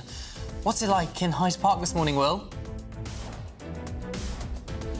Well, it's warm, very warm, in fact, 31 degrees here, and it's only going to get hotter. Many people enjoying the shade here in the park today. Others have told me, though, that if you're watching, listening at home, and if you do, you want to enjoy that holiday sun abroad. Well, let's have a look at what the top holiday destinations are doing in Europe. I forecast a perfect holiday in the sun. Weather looking good then? For sure, and no worries about our travel insurance. All Clear Travel Insurance sponsors GB News Travel Destinations forecast. Looking ahead to the weekend, and the historic heat across some parts of Europe will continue. Over more southern areas, it's not as exceptionally hot here, but nonetheless, it will feel pretty hot with all the sunshine around. Worth bearing in mind, we have high humidity as well, and with the hot and sunny weather, that will allow for a few showers to develop, and if they do, they could turn heavy and also thundery. But generally, the theme is for lots of dry, sunny weather to come as we go through into next week. All Clear Travel Insurance sponsors GB News Travel Destinations forecast. I'm Michael Portillo. This is GB News, Britain's news channel. This is GB News, Britain's news channel. As we know, in a democracy, you're free to choose how you want to celebrate. And this is right on brand for Donald Trump. He loves to be a big spectacle with any celebration he does. He wants it to be big. He wants it to grab headlines. And clearly right now he wants to show strength. So it's a tactical decision as well. As we know, there's a very unpopular war going on with Iran. And he's hoping to announce a deal tonight, which would be the greatest birthday gift he could get, because we do need a deal. But it's only Donald Trump who would choose to do this. A lot of the people who follow UFC voted for him, and he's being tactical ahead of midterm elections, trying to show strength. GB News, the People's Channel. Nana Queer, weekends from 3 p.m. 5 years ago from today, I got to meet my absolute hero, Nigel Farage, and rub shoulders with Dan Wootton and Andrew Neil, the latter being particularly grumpy. He was less than impressed as well when the sound failed during his first broadcast. The lighting was dreadful. I looked mouldy, and at one point I was practically invisible during a breakfast show because of a black backdrop behind me. I was little more than eyes and teeth. We faced obstacle after obstacle, including Stop Funding Hate, an activist group that set about trying to destroy us before we'd even broadcast a single second. Advertisers were frightened off, and hostility towards the channel was actively encouraged, which was deeply ironic. But still, we persisted. If anything, it made us more creative and more resilient. GB News, the People's Channel. Sunday with Michael Portillo from 11, only on GB News. Ian McKellen is helping relaunch the Yard Theatre up in Hackney, which reopens this summer, with a new purpose-built 200 capacity auditorium. Tiny, but he'll be doing a brand new version of King Lear. Up in Scotland, Alan Cumming has taken over the Pitlochry Festival.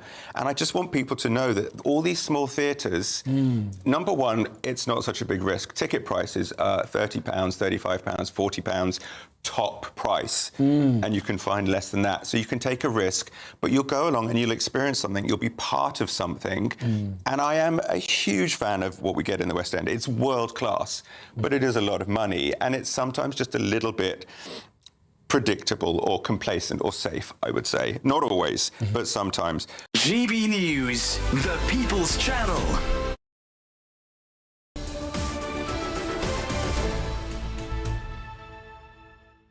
Welcome back, 9 minutes to 11, and it's boiling again. It could reach 38 degrees Celsius today. Well, GB News' national reporter Will Godley joined us from Hyde Park. But, Will, you're not quite on the water yet, are you?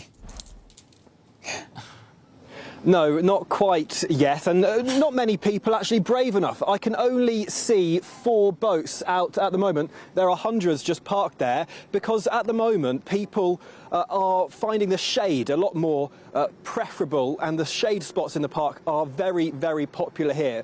Barely anyone silly enough like me to stand in the baking sun at the moment. It's 31 degrees, it's forecast only to get hotter, up to 34 degrees here today. Of course, we're still in this red extreme heat weather warning until 9 p.m. tonight in London and the south east. We could see another record-breaking June day of heat today. For many in London, though, they've told me simply too hot. London's not a nice place to be when it's so hot. It's just way too sticky, and the heat has no place to escape. It's unbearable at every level, frankly. So the answer is, no, it's not great. Too much. Is it? Yeah, constantly. Yeah, it's just overpowering. Too much. Well, we're not used to it, are we? That's the problem with it. I do love the heat, but it's just hard not being able to cool down because there's no air conditioning. So the tube stations have been really tricky.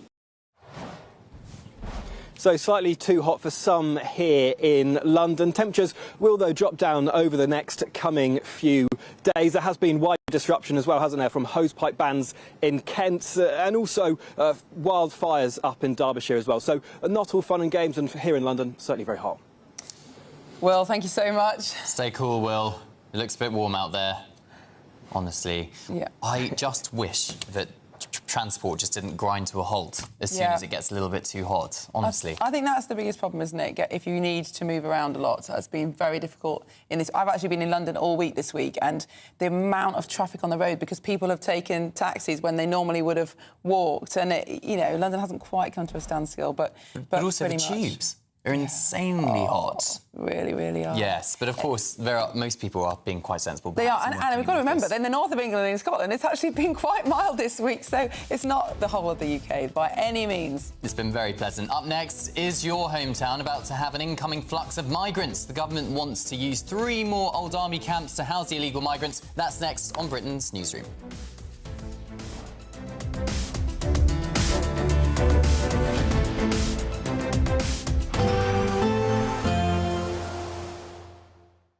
Expect warm spells with the odd rude interruption. Boxed Boilers sponsors the weather on GB News. Good morning, this is your GB News weather forecast from the Met Office. And now it is going to be another exceptionally hot day for many of us, particularly across central and eastern parts. We have a red extreme heat warning out across parts of London area and towards the southeast of England. Then an amber warning across the Midlands into northern England and eastern England as well. Away from this, we do actually have a few thunderstorm warnings out currently across parts of England, Wales and also Northern Ireland, though here the thunderstorm risk will drop out through the next few hours. Across Scotland, however, the risk of thundery downpours continues through much of the day, and with those thunderstorms, we could see some large hail, gusty winds. Otherwise, it's actually looking largely dry for many of us by the afternoon. Lots of sunshine, and in that sunshine, temperatures rising. We're looking at highs in the mid to possibly high 30s towards the south and southeast. Further west, it may be a little bit fresher than it has been recently, a bit more comfortable, a bit more cloud and a fresher breeze as well. Into the evening, and it's staying pretty unsettled across much of Scotland. Some hefty showery rain, especially around northern parts. This could be quite persistent, and there could be some rumbles of thunder mixed in with it as well. Also watch out for a few showers that could push into parts of the southeast. They could turn thundery overnight, but elsewhere a lot of dry weather. Towards the northwest, quite cloudy. Further south and east, clearer skies. But for most, well, in the southeast, it is still going to be quite warm and humid. Further north and west, slightly fresher air, making it a bit more comfortable for sleeping than some recent nights.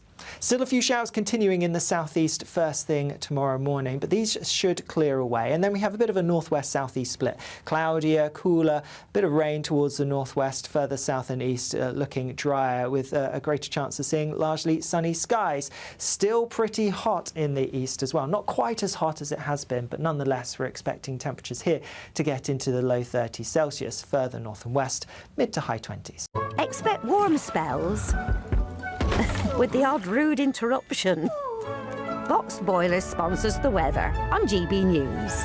Hello from the Imperial Island Resort in Paphos, and it's the final week to see how you could win big in time for summer. Someone has to win our stunning cash prize of £76,543.21. Just don't miss out as lines close on the 26th of June. For a chance to win, text cash to 63225. One entry costs £2.50 plus one standard network rate message. Or text bonus to 63225. 5 entries cost £5 plus one standard network rate message. Go to gbnews.com/win. Entries start at £2.50. Call 0903 686 3232. Calls cost £2.50 plus your network access charge. Or post your name and number to GB21 PO Box 8690 Derby DE1 9TT. UK only. Entrance must be 18 or over. Lines close at 4 p.m. on the 26th of June. This is a network giveaway. Entries will be pooled. Please check the closing time if listening or watching on demand.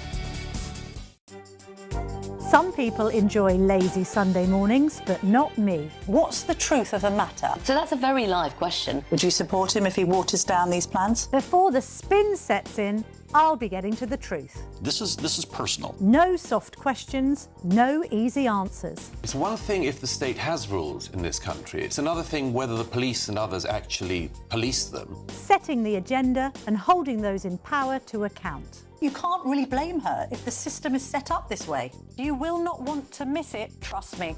The Camilla Tominey Show, Sundays from 9:30, only on GB News. Bold. They are under no illusion. Ray. Are you a human trafficker? Boundless. I've had enough of the nonsense. and I'm not afraid to say it. Don't get us on the BBC. Every weeknight, I tear through the headlines. The smell of gasoline. Should we be worried about it? From Westminster madness to cultural war chaos. What we're going to do now is they are throwing things up the car as we speak. Get ready, Britain. Here we go. Patrick Christie's tonight, weeknights from 9 p.m. only on GB News, Britain's news channel. As soon as it hits 11 and the headlines come in, the late edition brings you the breaking news from all the front pages. Because the news is going to happen. So get a head start today. Patrick Christie's tonight, late edition. Alex Armstrong tonight, late edition. From 11 o'clock every night. Only on GB News, the People's Channel, Britain's news channel.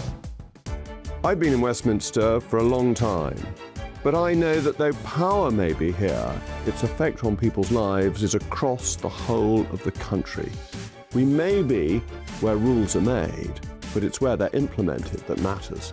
Join me, Jacob Rees-Mogg, for forthright and frank discussion on where Britain has come from, where it's going, and where it will end up. That's State of the Nation, Monday to Thursday, 8 to 9 o'clock.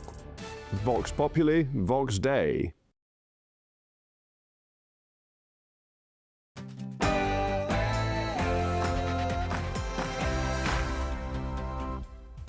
Good morning, it's 11 o'clock on Friday the 26th of June. We are live across the United Kingdom. This is Britain's Newsroom with Cameron Walker and Miriam Cates.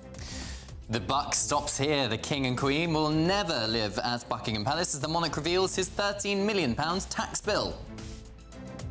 And would you live next door to Crowber or next door to a migrant camp? Well, look, I mean, I'm in a constituency that's had asylum hotels as well. Happy, would you, with your children? Look, I do understand, but look, we've got to put people somewhere. Well, 3 new army camps could be used to house migrants, and the Home Office are planning to expand their existing sites. Well, the Crowborough site that's used to house asylum seekers is now, the use has been extended until 2030. This is a community that have been protesting against that use week in, week out, and I'll be chatting to residents today who say that there's a sense of anger and disbelief. And thousands of killers, rapists and sex offenders are set to be freed to tackle prison overcrowding. And tap dancing on ice. The furious Home Secretary wants the Immigration Minister, Mike Tapp, to be sacked for writing an unauthorised article. The heat is still a major talking point today, particularly in parts of the southeast. Otherwise, we've already seen a fair few thunderstorms kicking off, these becoming largely confined to Scotland through the bulk of the day. I'll have more details coming up. Well, the heatwave sparked a huge wildfire in Derbyshire as today temperatures could hit 38 degrees. But are we all just overreacting a bit? We're having COBRA meetings at the official level to monitor what's going on, give the appropriate advice. Well, they might want to be having their COBRA meeting in shorts and a T-shirt because in London it is sweltering. I've been speaking to people here telling me they want to stay in the shade and that London is simply not built for temperatures like this. Find out more with me later on.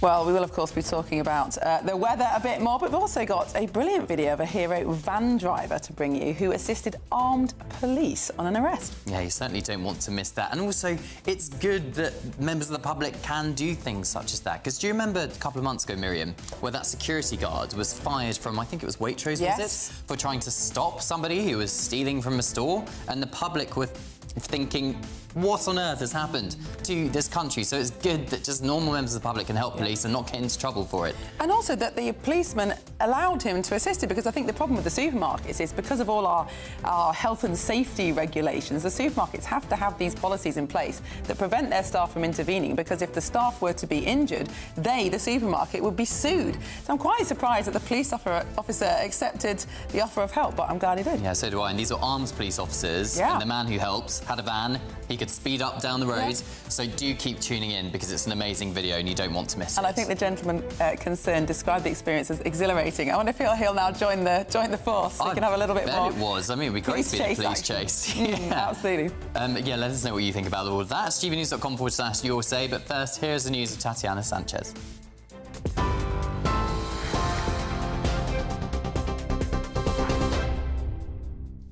Thank you very much. The top stories at 11 o'clock. King Charles has disclosed that he paid £12.9 million in tax for 2024 and 2025, becoming the first monarch to reveal their tax bill. The level of tax paid by the King puts him in the top 100 of UK taxpayers. Meanwhile, the King and Queen will not live at Buckingham Palace once the £370 million taxpayer-funded refurbishment work has been completed. The palace will continue to be the administrative headquarters of the monarchy, but the King has decided nearby Clarence House will remain his official home. The decision has been taken to allow greater public access to the landmark, officials say. A wildfire has broken out in Derbyshire amid the extreme heat wave. It's torn through large areas of moorland for over 24 hours, forcing road closures and smoke warnings as fire crews battle to bring it under control. Meanwhile, the UK may have experienced its warmest June night yet, after a record temperature for the month of 36.7 degrees was recorded yesterday afternoon in Somerset. The Home Office is attempting to use 3 more military sites to house thousands of asylum seekers as the government seeks to move people out of hotels. 3 Ministry of Defence sites in Oxfordshire, Suffolk and North Yorkshire could house around 3,750 asylum seekers if planning permission is granted. The government is also looking to extend the use of existing military sites in Crowborough and East Sussex until 2030 and Wethersfield in Essex beyond 2027. The number of asylum seekers in hotels has dropped from a peak of 56,000 in September 2023. The shadow illegal immigration minister Matt Vickers spoke to GB News. But the reality is moving these people around, whether it be in migrant hotels, whether it be in these former armed forces bases, whether it be in HMOs that are now springing up left, right and centre, that isn't solving the problem. The problem will only be solved when we start detaining and deporting people who arrive in this country illegally. We've now got a real plan in place to deliver that when Kemi gets into office, leaving the ECHR, enacting what was the Rwanda scheme of detaining and deporting those people who arrive illegally. Migration Minister Mike Tapp says he won't be intimidated after Home Secretary Shabana Mahmood called on the Prime Minister to sack him for writing an article she believed to be out of step with immigration policy. Mike Tapp, the MP for Dover and Deal, apparently penned an article without his boss's approval in which he demanded migrant care workers are given special exemptions from Mahmood's migration overhaul. He's also accused of stealing ideas from the Home Office, with a source telling the Times newspaper he's looking for a senior position in a future Andy Burnham cabinet. Elsewhere, a hospital has launched an investigation after the medical details of a child seriously injured in a crocodile pit were accessed by up to 40 members of staff.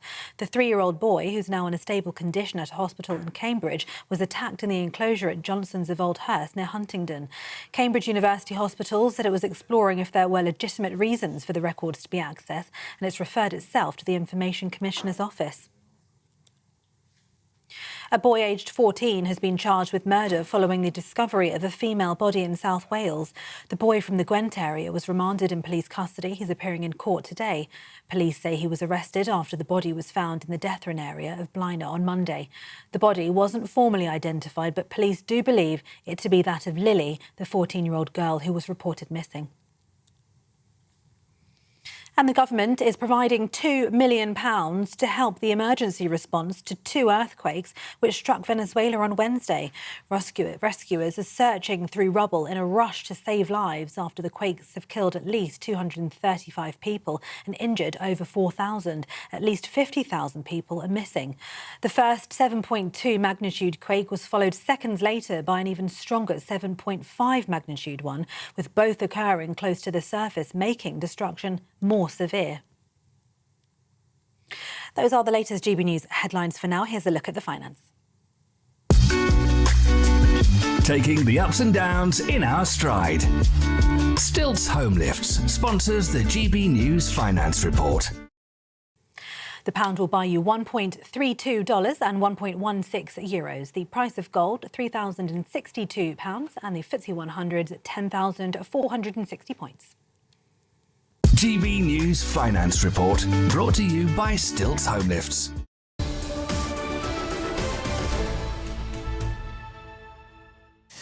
Hello and welcome. This is Britain's Newsroom, live across the United Kingdom on GB News with Cameron Walker and Miriam Cates. Well, we were talking about it before the news. Well, let's take a look now at the video of that hero van driver who helped Kent Police chase down a suspect earlier this week. Open it! Stay where you are! Open it! Stay there! Get back, get back. Go, go, go, go. I'm going. Go, go, go. Cheers, buddy. Follow that police officer. Don't crash. Stop there. Don't move. Put your hands on your head. It's all right. No worries. Cheers for your help. No problem. So for those of you listening on the radio, we should probably explain what was going on. So that was a scene in Margate in Kent, where two armed police officers were chasing down a suspect even on foot, but they couldn't chase him down. But the van driver saw what was going on and offered to one of the police officers to jump in the van to then speed up and overtake the suspect while his colleague was chasing behind, and then basically intercept him, train his gun on him and make the arrest. And Kent Police Superintendent Will Lay has said thanks to the quick and selfless actions of this responsible and public-spirited driver, officers were able to apprehend the dangerous individual. What a guy. The van was also a perfect chase vehicle because it had a sliding door which could be kept open during the chase, which meant that the police officers could both see what was going on but also jump out without a moment's hesitation. So a very good job done by all. And we would love to speak to that van driver here on GB News, the People's Channel. So if you know who he is or if you are that van driver and you're watching now, please do get in touch with us. We'd love to speak to you. gbviews@gbnews.uk. That's our email address. gbviews@gbnews.uk.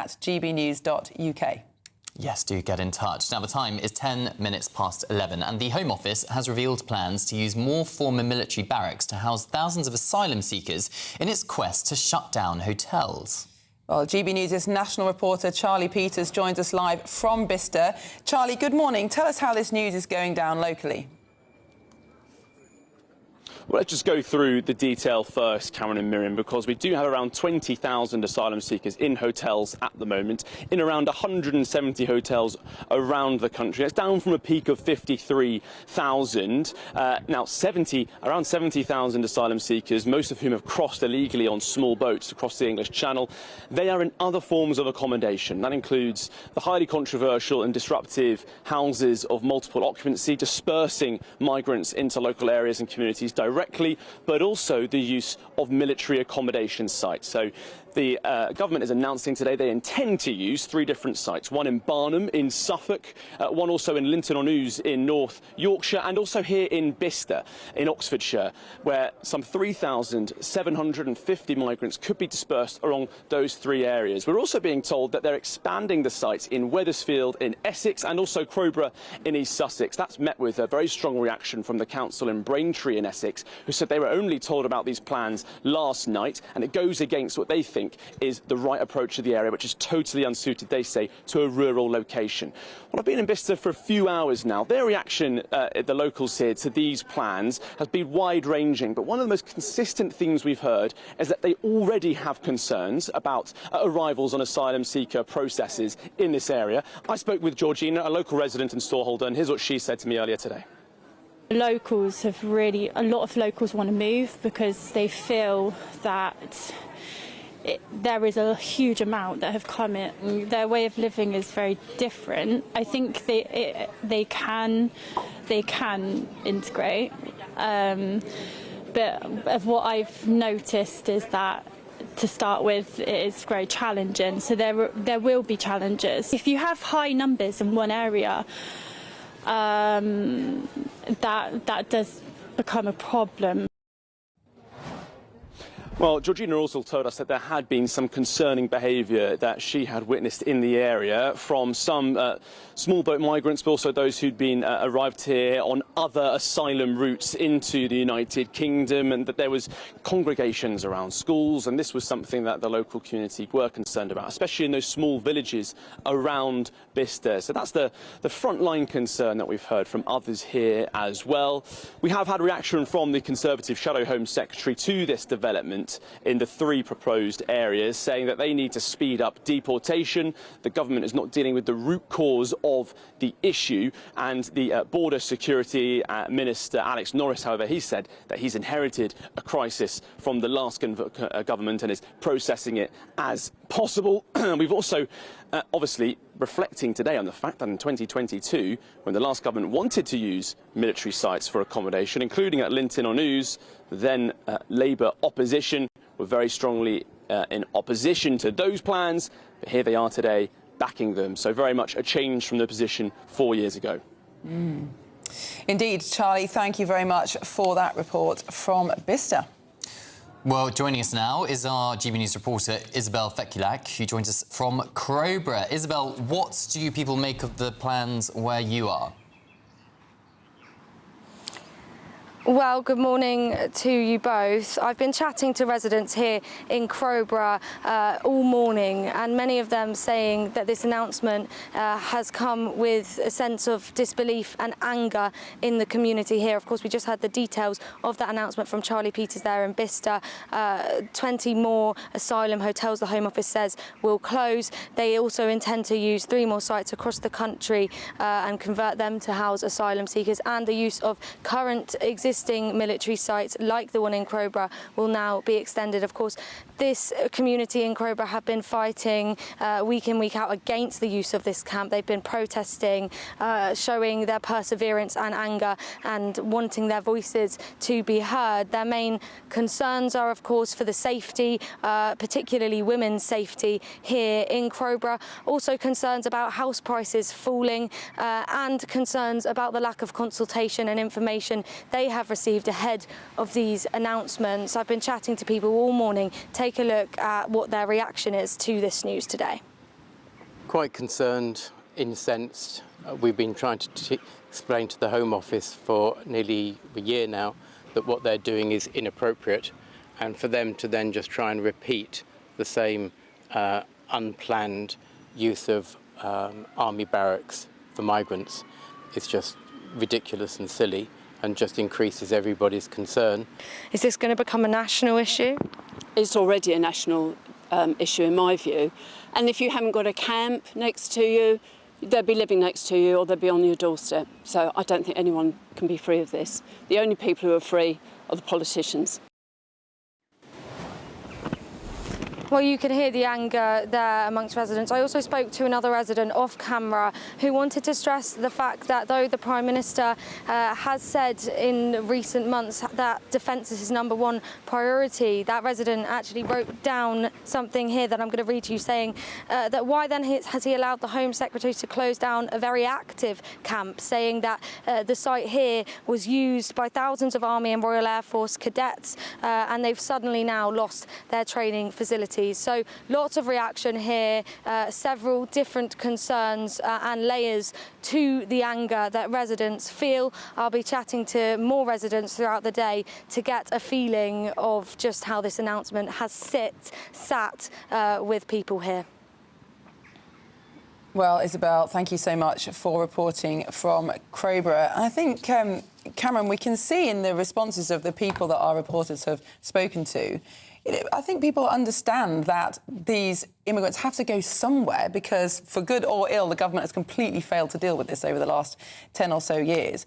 But it is a very strange decision to put so many people in these barracks and, in some cases, alongside serving soldiers. I mean, I suppose for the Home Office, the question they're asking themselves is which is the lesser of two evils here? Either you put them in hotels, which in some cases, as we see, in very luxury hotels at taxpayers' expense, or we put them in these disused army barracks. It's not like we've kicked out the army in order to put migrants in. No. They were empty anyway. But the fact of the matter is, regardless of whether a migrant's in a hotel or in a disused army base, they're not locked in it, are they? Because under ECHR rules, unless you're about to be deported, you can't be physically detained. That's right. So they can be out and about, and that is why so many residents around these bases are a little bit fearful. Now, I was reading earlier as well, back in 2001 there were plans to put asylum accommodation in Bicester, so 25 years ago, and the residents managed to reject that then. So this is an ongoing saga way before the current and even the previous government. Indeed. Well, let's speak now to the former British Army spokesperson, Major Mike Shearer. Mike, good morning to you. I mean, I spoke about the lesser of two evils there, but of course the Labour government did pledge to close migrant hotels. So what other choice do they have? Well, I mean, there are other choices. We have a collection of islands. We've got the Ascension Islands, about 7,000 miles away. We've got the Sandwich Islands. So, these people could be put there. You could very quickly put up Nightingale type accommodation for them there. And that would act, I suspect, as a huge deterrent while they're being slowly processed. But initially, at least, that would be enormously expensive. If you're talking about unoccupied islands, very difficult to get to, no facilities. I mean, perhaps there's an argument that if in the long run, as you say, it would deter people, it'd be worth it. But this was tried, wasn't it? The whole point of the Rwanda plan was to create offshore processing, was to enable instant detention and deportation. That failed. This government is not going to bring it back. What else can they do in the meantime? Well, perhaps we wait for a next general election. Well, that was, of course, that was a third country involvement. If we were to use our own islands, and I just mentioned a couple of them, there's others, then it could be done, and it could be done quite swiftly. But they were looked at, sorry to interrupt, I think they were looked at the time the last government was proposing the Rwanda scheme, and for all sorts of cost reasons and logistical reasons, the Home Office at the time thought they were completely untenable. Well, I would encourage them to look again. Look, the only people that should be in military barracks are military people. And what this does is it just punctuates the fact that we are lacking in our armed forces. Look, the current Prime Minister has overseen huge illegal immigration into the country, greater than that of the British Army during his tenure alone. That and his trying to give away £35 billion along with the Chagos atolls. I mean, the decisions that have been made by this government are beyond shocking. We've had our Secretary of State for Defence resign recently, the Minister for the Armed Forces resign recently, and now we have the Prime Minister offering his resignation. Honestly, this government needs to go. There needs to be an election very, very soon with someone with a functioning, working brain that can deal with things like illegal immigration and indeed the security of our country. OK, former British Army spokesperson Major Mike Shearer, thank you very much for joining us and giving us your point of view. Well, the Border Security and Asylum Minister Alex Norris said, "We promise to close every asylum hotel and hand them back to communities, and that is exactly what we are doing." 20 more hotels have closed and hotel numbers have more than halved since their peak. Instead, we're moving asylum seekers into ex-military sites that are a far cry from the hotels the last government left us with. Well, we've got lots more to come on Britain's Newsroom. We want to find the van driver who gave a lift to an armed police officer. He's been commended for helping to catch a fleeing suspect. If you know him or if you are him, please do get in touch, gbviews@gbnews.uk. This is Britain's Newsroom on GB News.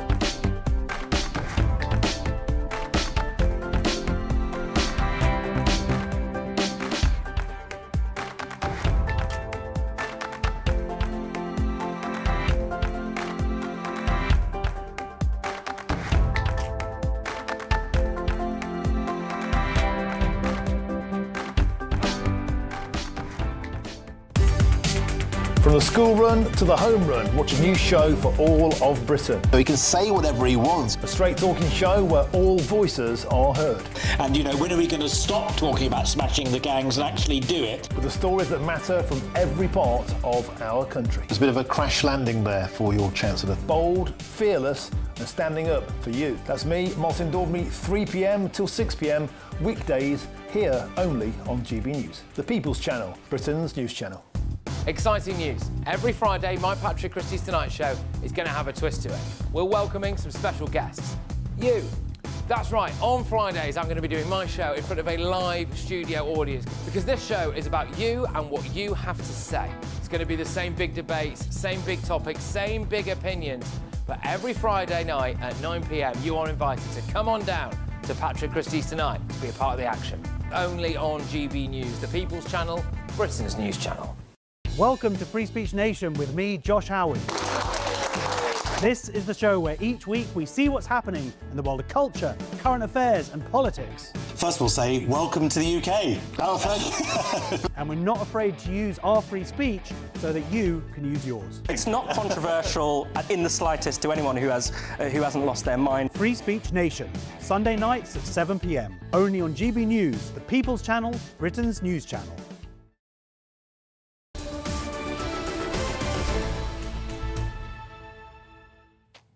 It's 25 minutes past 11. You're watching and listening to Britain's Newsroom with Cameron and Miriam.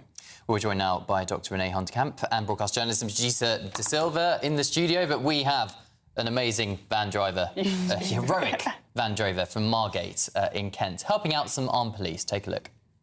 Open it! Stay where you are!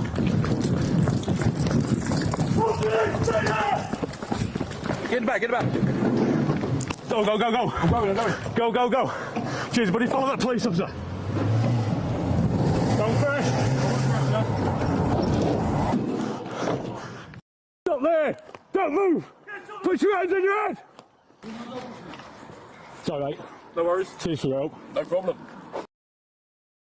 The lift at just the right time in a, I was going to say getaway vehicle, but it was actually a chase vehicle, wasn't it? A sliding door van. Well, if you are that van driver or if you know him, please do encourage him to get in touch because we would love to speak to him on the show. I wonder about that because you don't know who these people have arrested. That's true. And that van driver may not want to be implicated in facilitating his arrest. True. We could have an anonymous interview. Yeah, you could. But I have to say that that's just like, it's like real life film, isn't it? Yeah. It's just taken part in. This man jumps in the back of his car with a great big gun and says, follow that man. It's brilliant. Every man's dream, really, taking part in a police chase. Even though it's exciting, I think people really, really need to give him credit because, first of all, it's a real-time operation where everyone's reacting on instinct. And in that moment, he's made such a fast assessment that something's happening with the police. He didn't do what most people do, which is get out my mobile phone and film it and put it on social media. He just assessed they need help, how can I help? And he reacted quickly.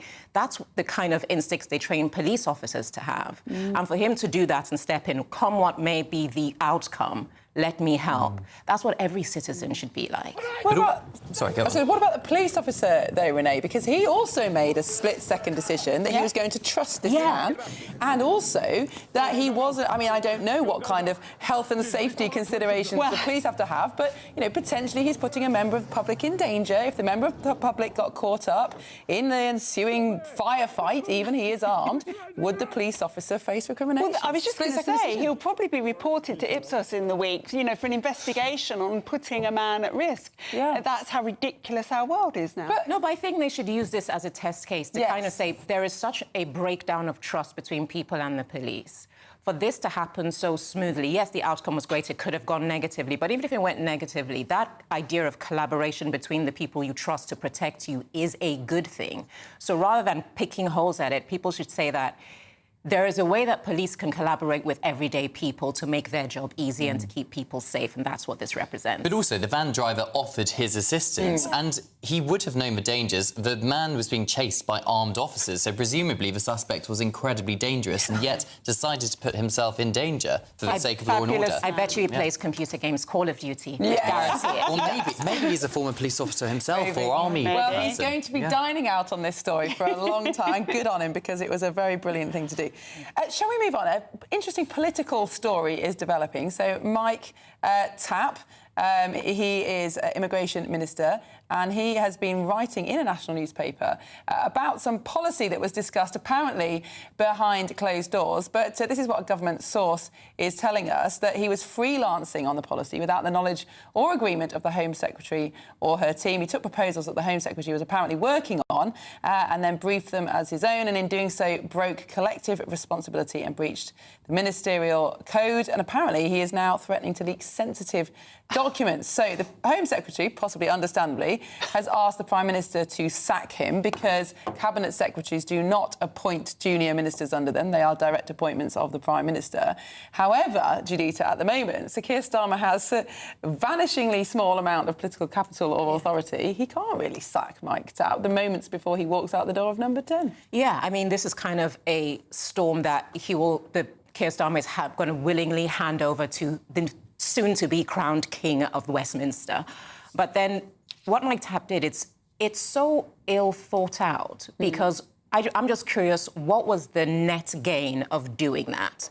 Because based on the position you hold, and you have to have a general understanding of the responsibilities that come with it, what was the net gain in doing this other than to create scandal or to embarrass people?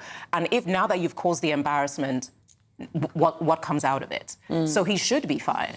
Just to recap, Renee, so he has written this piece saying that migrants who are waiting for indefinite leave to remain, who are working in the care system, should not have to wait 10 years, as is the plan under Shabana Mahmood, but should be allowed to stay with the original 5. And we're wondering whether he's doing this in order to curry favour with the King of the North. Well, exactly. I suspect that everything that happens for every minute of the day at the moment is designed with a political end game. But it also, there's two things here. Whether or not we should allow care workers to get this earlier, and I don't believe we should, because many of these people, once they've got what they need, they move on from the care system, which is why we have the problem that we do. Secondly, I think this just demonstrates that everybody within the current government, before the King takes over, has lost all power, because this would not have happened if there wasn't a new Prime Minister incoming, because he wouldn't want to lose his job, he would have more respect for his boss, and it's just illustrative of a complete breakdown of government. And what it tells us, the people, is nothing's happening in government now. We are sitting here once again and nothing is happening, and it's a disgrace. Of course he should be fired. A government source, as we just heard, telling us that he's threatening to leak, allegedly, sensitive documents. He should be fired for that. Mike Tapp, can I just point out, Mike Tapp is currently in San Francisco at a wedding. Because he tweeted about it about 3 hours ago. And he also said it's gone from he broke the ministerial code to he stole my idea. I have put my views across on a policy I've been working on for months. I have the receipts, in brackets, in an op-ed in the Times. Give it a read and let's continue to discuss. I will not be intimidated to drop my views. And he's also a former serviceman, so you'd think he'd know better than to threaten leaked documents. What is disappointing about this, though, Judita, is that in my opinion, Shabana Mahmood and Mike Tapp are some of the most able ministers in government, and it's very disappointing if one or both of them ends up having to leave. I think what it's indicative of is the environment that's been cultivated within politics, which is we realise that the most valuable capital you have in modern environments is social media traction. Yes. And when that post you just read out, he knows the trigger words. He knows the kind of language of social media. It's riddled with it. So the fact that he's playing into the peanut gallery with what he's doing right now, because he has his moments in the spotlight, but the fact that your mentality is driven by clickbait behaviour is an environment we're seeing with all politicians across the board in all parties. And if it continues this way, what will politics look like by come the next general election? We might not like it very much. On that note, I mean, I've been saying now for a year that I actually think because of all of that, we have become ungovernable. Yeah, well, maybe he'll get on well with Andy Burnham, who decides to correct the record by posting a 30-second video that explaining his T-shirt was actually dark blue rather than black. That's a good point. It's a good point. The thing about Andy Burnham is he knows how to do it well. So social media is necessary. Ever since the first election for Barack Obama, he introduced what it is to be an internet campaigner and do it well. And we've seen different people, even though Trump is cataclysmic, he's very good at it. So when you use it well, you can show how politics works with it. When you don't, you have a Mike Tapp situation. And indeed, thank you both for joining us, Judita and Dr. Renee. Maybe you should encourage the King to have a few viral moments, Cameron. Maybe I should. Well, he did a couple of days ago. He had someone holding his fan for him, and it's his palace reception, but I'm not sure. Is that why you're taking on the habit? Yes, I'm taking after the King with the There you go. I think I'll get him to hold your fan for you. I will indeed. Well, lots more to come on Britain's Newsroom, but first of all, your 60-second news update with Tatiana Sanchez.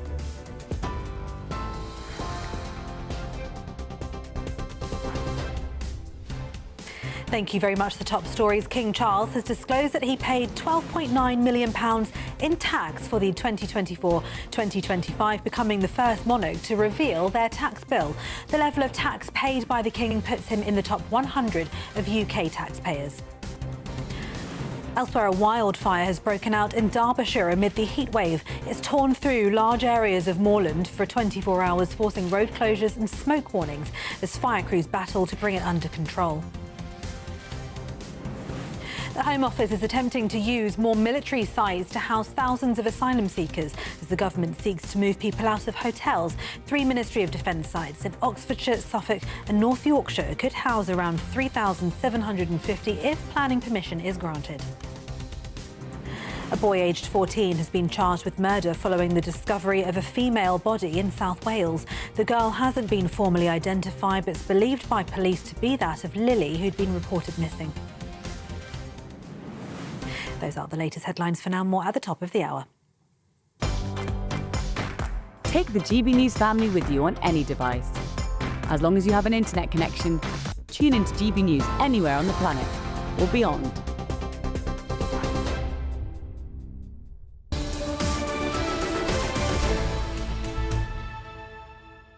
Coming up at midday, we've got Tom and Nana. Good morning to you both. What's coming up on your Could the government implode any more?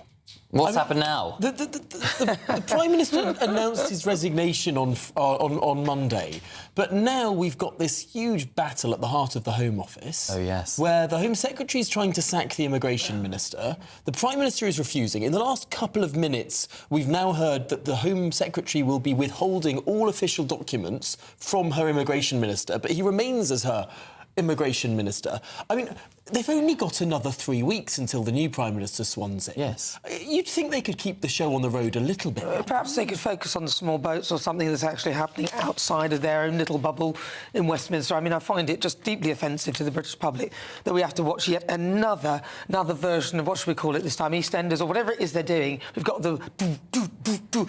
Now, there's another story. I mean, they are so self-obsessed, egotistical, and frankly, I'm fed up of it. I'd like to see them start running the country. And then our very clever old David Lammy has come up with a great idea to empty the prisons. Empty the prisons, that's what he's going to do. If you want to cut the numbers, just empty the prisons. Let them spend about half their time, unlike somewhere like Texas, where what they do is they allow them to shorten their stay by being well-behaved. They're going to add time on if they're bad. It's all the optics are totally wrong. We're going to be talking about that.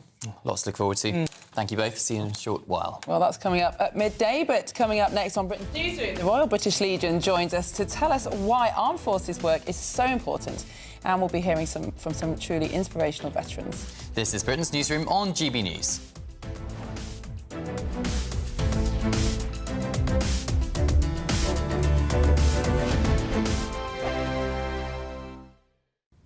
Hi there and welcome to the latest update from the Met Office for GB News. Amber and red extreme heat warnings remain in force for Friday.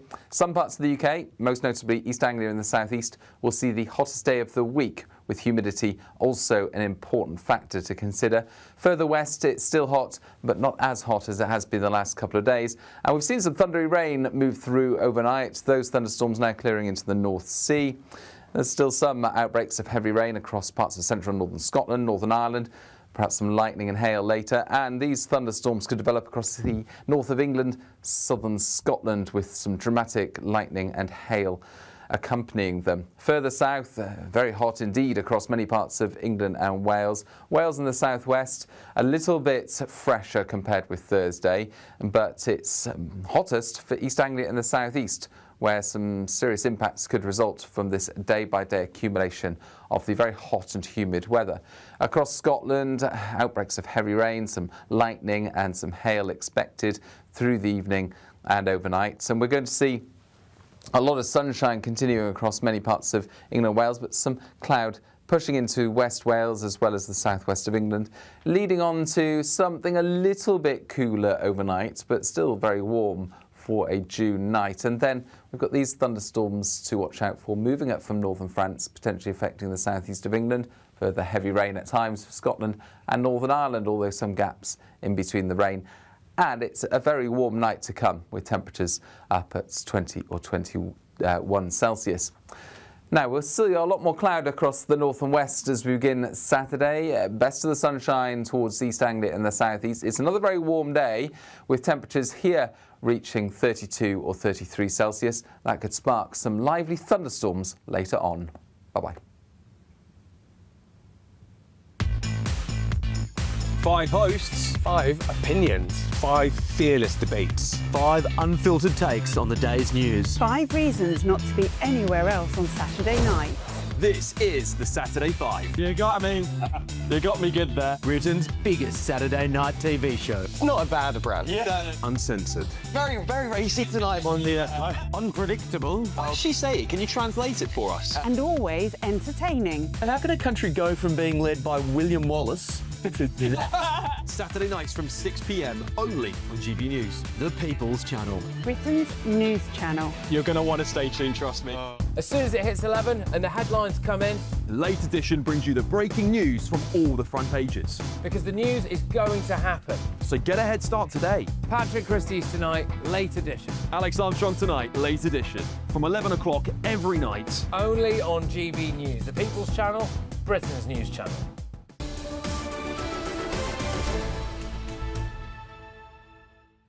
Well, this week, Brits across the country are acknowledging the sacrifices made by serving and former military personnel as part of Armed Forces Week. Well, RAF veteran Alan Bell says the support of the Royal British Legion has been life-changing after the charity came to the aid of his wife Tracy Ann, who has a chronic spinal condition. Well, our reporter Anna Riley has the story. A lifetime of memories. Alan Bell joined the RAF as a painter and finisher, looking after aircraft. In his 23 years of service, Alan was deployed to a number of conflicts, including the Gulf War. He met his wife Tracy Ann when he returned to civilian life, and Alan is proud of his time in the forces. The actual Gulf War, it was during this Scud missile sort of crisis, if you like. And I found that quite worrying because it was so random. If somebody points a rifle at you and intends to kill you, that's one thing. But these missiles were just fired into nowhere. One of the camps got hit. A lot of US servicemen got killed. And RAF regiment fellas went in to help. And the effects of war are clearly not nice.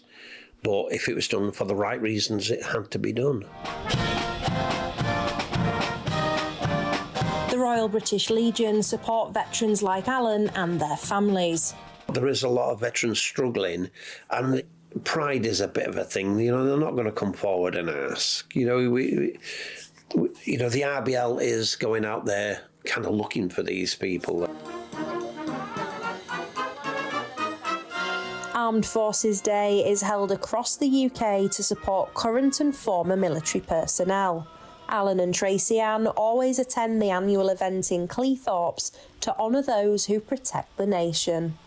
It's huge. You know, those men and women, even now, today, are still losing lives, limbs. You know, they're struggling with PTSD. It's important that they're recognised. Absolutely. Supporting our sailors, soldiers and aviators. This week, the nation celebrates our armed forces community and all they do to keep us safe. Anna Riley, GB News, Grimsby. Great stuff. A very moving story from Anna there. Well, we're joined now by Mark Atkinson, the Director General of the Royal British Legion. Good morning to you, Mike. First of all, there's always this perception, very sadly, in recent years that the younger generations are starting to forget the sacrifices that were made by the British Armed Forces. How can we continue to inspire the younger generations to really respect and support veterans? Well, I think the Armed Forces Day and Week that we have this year is a great opportunity to do just that, to share the stories of the bravery, the service, the sacrifice of those that have served within our armed forces and those that are serving today. It's really important that serving personnel, men and women who are in the forces today, know that they can turn to the Royal British Legion whilst they're serving and from their first day of service to get the support. So I think this is a great opportunity to help society to do exactly what you described, to remember, but also to thank our armed forces, but also to make sure that those that are serving get the support that they need. Now, Mark, there's been a really interesting surge in interest for events like Remembrance Day in recent years. We're seeing record attendances at Remembrance services in November, even though we're getting further and further away, of course, from the original event that inspired that, the First World War. Is that increasing interest in the past being translated into more support for veterans, do you think, amongst the public? Well, I hope so. So since 1921, the Royal British Legion has been charged with leading the nation in remembrance. And of course, that's the big set pieces, Cenotaph and Whitehall each November. But it's also the local events that happen in every town and village and city across the country. So we work really hard at the Royal British Legion to lead the nation in remembrance, to encourage people to buy a poppy, to participate in the 2-minute silence. And exactly as you say, we have in recent years seen increases in participation. So I think that's a really positive thing that is happening. But I think what's also important is, as well as recognising those that have served, we recognise that today and every single day our armed forces are deployed in the UK and overseas on operations. We may not be at war, but we are serving today, our people are serving today, defending this country and our allies. And so, yes, Remembrance Sunday and the participation you describe is about looking back, and particularly to those that have paid the ultimate sacrifice. But it's also about recognising and celebrating our armed forces today. Absolutely, and the City of Birmingham next month will be hosting a one-year countdown to the Invictus Games, which was founded by Prince Harry, of course, to support wounded veterans and those serving in a kind of Paralympic-style competition. And the Royal British Legion's quite heavily involved with that, sometimes, I understand it. That's right. So obviously lots of countries participate in the Invictus Games. At the Royal British Legion, we use some of the proceeds of the Poppy Appeal to support Team UK. There's usually about 60 people in Team UK, a mixture of men and women who are serving today, but also those that are wounded, injured and sick. And we use the proceeds of the Poppy Appeal to make sure we've got a team to compete with other veterans and serving personnel from across the world. Next year, the Invictus Games are coming to the UK, to Birmingham. We'll be supporting that team. So we're just under a year to go until the games kick off in Birmingham. And it'll be a great opportunity when it for us all to come together to celebrate, yes, the British Armed Forces, but also men and women across the world who are serving their country in uniform. Absolutely. Mark Atkinson, thank you so much for your time this morning. That's Mark Atkinson, Director General of the Royal British Legion. Right, the time is 11:46. The heatwave rumbles on, and we set our national reporter, Will Godley, a challenge to do his next report on a pedalo to get those chicken legs pedalling. I did not write that. Yeah. Hello, Will. Sorry, Will. That was Cameron, not me. Good morning to you. Good morning. Yeah, it's certainly feeling very hot here in London, so what better way to enjoy the heat than here on a pedalo? So I'm going to get pedaling. It certainly warms you up. Don't think that's a great thing to do when it's already this hot, but hey, let's see how far I can get into the lake here whilst you have a look at how hot it is in Europe.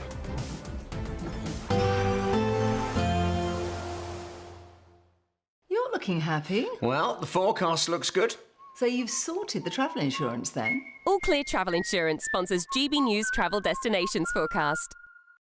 Looking ahead to the weekend, and the historic heat across some parts of Europe will continue. Over more southern areas, it's not as exceptionally hot here, but nonetheless, it will feel pretty hot with all the sunshine around. Worth bearing in mind, we have high humidity as well, and with the hot and sunny weather, that will allow for a few showers to develop, and if they do, they could turn heavy and also thundery. But generally, the theme is for lots of dry, sunny weather to come as we go through into next week. All Clear Travel Insurance sponsors GB News Travel Destinations Forecast.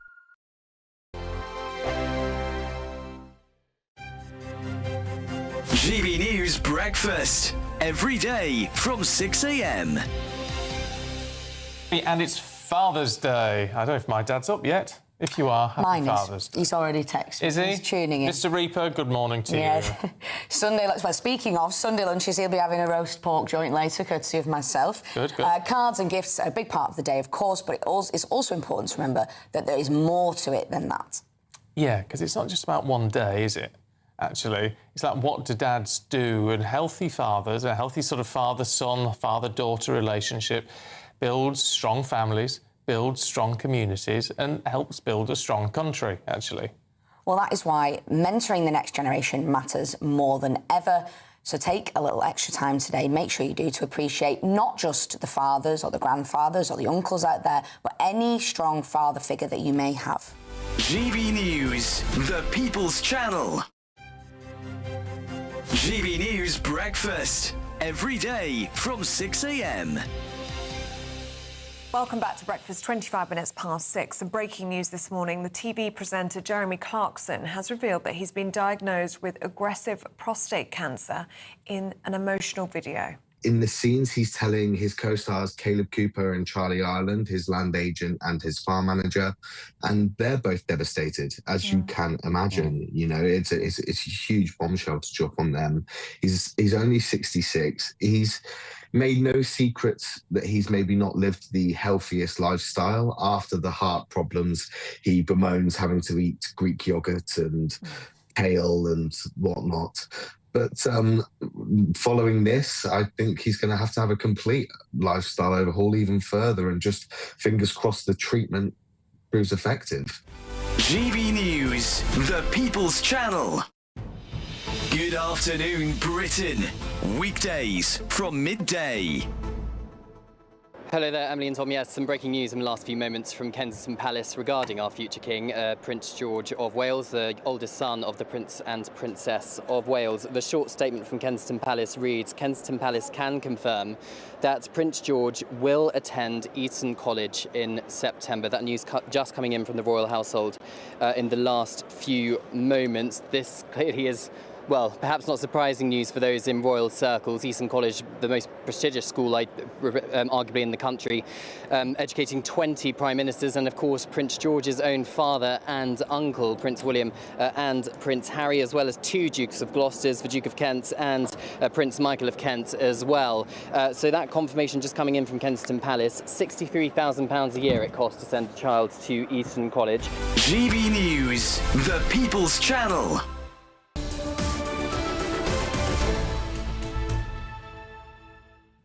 Well, it's still hot outside. It could reach 38 degrees today. Yeah, and we've sent our reporter Will Godley to the Serpentine in Hyde Park.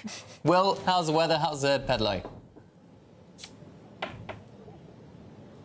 He's given up already. Good morning to you. It's feeling warm here. Let me just check. 32 degrees out on the lake. We did just have a little bit of cloud that came over us, but sadly that cloud has now long gone, and we're back in full sun here. But there's a little bit of a breeze on the lake, and so that is very, very nice for us. But if you look around in Hyde Park, you just see patches and patches of sunshine with nobody in it until you look under a tree in the dark shade, and that's where people are enjoying themselves today. Because having spoken to people here in Hyde Park, what they're telling me is that the novelty of this heatwave has worn off, and now they're struggling to cope. Take a listen. London's not a nice place to be when it's so hot. It's just way too sticky, and the heat has no place to escape. It's unbearable at every level, frankly. So the answer is no, it's not great. Too much. Yeah, can't sleep.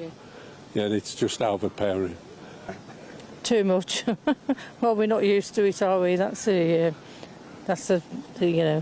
problem with it. I do love the heat, but it's just hard not being able to cool down because there's no air conditioning. So the tube stations have been really tricky. Well, on this lake might be one way people can cool down, but of course this heatwave isn't just fun and games. There have been some serious issues. There's still this red weather warning in place. That's until 9 p.m. here in London and in the southeast. Down in Kent, a hosepipe ban is in place, and up in Derbyshire there's been some wildfires as well, which the firefighters there still grappling with. So this heatwave not just been fun and games, has caused some disruption as well, particularly on the railway lines as well. That's going to continue today as heat here remains to be hot. Maybe this is a better way to get around the country. Thank you. Well, I'm very impressed. Reporting live and pedalling a pedalo and not falling in at the same time. It's pretty good multitasking. He looks pretty chill, doesn't he? Our very own Bridget Jones, some might say. Well, oh, very good. Well, that's it from us on Britain's Newsroom, and also to our viewers in the north of England and Scotland who are probably wondering what the fuss about is. It is really hot down here. Please feel sorry for us. Yeah. Well, coming up next, we've got Good Afternoon Britain with Tom and Nana, and have a great weekend. We'll be back on Monday. Yes, NATO returns. Nana Okoye and Tom Harwood, we're back at the helm. Look, we've got a lot to talk about. Of course, Mike Tapp talking about how the civil service literally run things and ministers can't get anything through. No, absolutely. And also we'll be looking at, could an asylum base be coming to a place near you? Yes, thousands more asylum seekers, and the government is scrambling to find where to put them all. And the wrong brother, to remember him, Ed Miliband and his brother David. Is David going to make a return? We'll tell you all about that after your weather. Expect warm spells with the odd rude interruption. Box Boilers sponsors the weather on GB News. Good morning, this is your GB News weather forecast from the Met Office. And now it is going to be another exceptionally hot day for many of us, particularly across central and eastern parts. We have a red extreme heat warning out across parts of London area and towards the southeast of England. Then an amber warning across the Midlands into northern England and eastern England as well. Away from this, we do actually have a few thunderstorm warnings out currently across parts of England, Wales and also Northern Ireland, though here the thunderstorm risk will drop out through the next few hours. Across Scotland, however, the risk of thundery downpours continues through much of the day, and with those thunderstorms we could see some large hail, gusty winds. Otherwise, it's actually looking largely dry for many of us by the afternoon. Lots of sunshine, and in that sunshine, temperatures rising. We're looking at highs in the mid to possibly high 30s towards the south and southeast. Further west, it may be a little bit fresher than it has been recently, a bit more comfortable, a bit more cloud and a fresher breeze as well. Into the evening, and it's staying pretty unsettled across much of Scotland. Some hefty showery rain, especially around northern parts. This could be quite persistent, and there could be some rumbles of thunder mixed in with it as well. Also watch out for a few showers that could push into parts of the southeast. They could turn thundery overnight, but elsewhere a lot of dry weather. Towards the northwest, quite cloudy. Further south and east, clearer skies, but for most, well, in the southeast it is still going to be quite warm and humid. Further north and west, slightly fresher air, making it a bit more comfortable for sleeping than some recent nights. Still a few showers continuing in the southeast first thing tomorrow morning, but these should clear away. And then we have a bit of a northwest-southeast split. Cloudier, cooler, bit of rain towards the northwest, further south and east looking drier with a greater chance of seeing largely sunny skies. Still pretty hot in the east as well. Not quite as hot as it has been, but nonetheless we're expecting temperatures here to get into the low 30s Celsius. Further north and west, mid to high 20s. Expect warm spells with the odd rude interruption. Box Boilers sponsors the weather on GB News. Hello from the Imperial Island Resort in Paphos, and it's the final week to see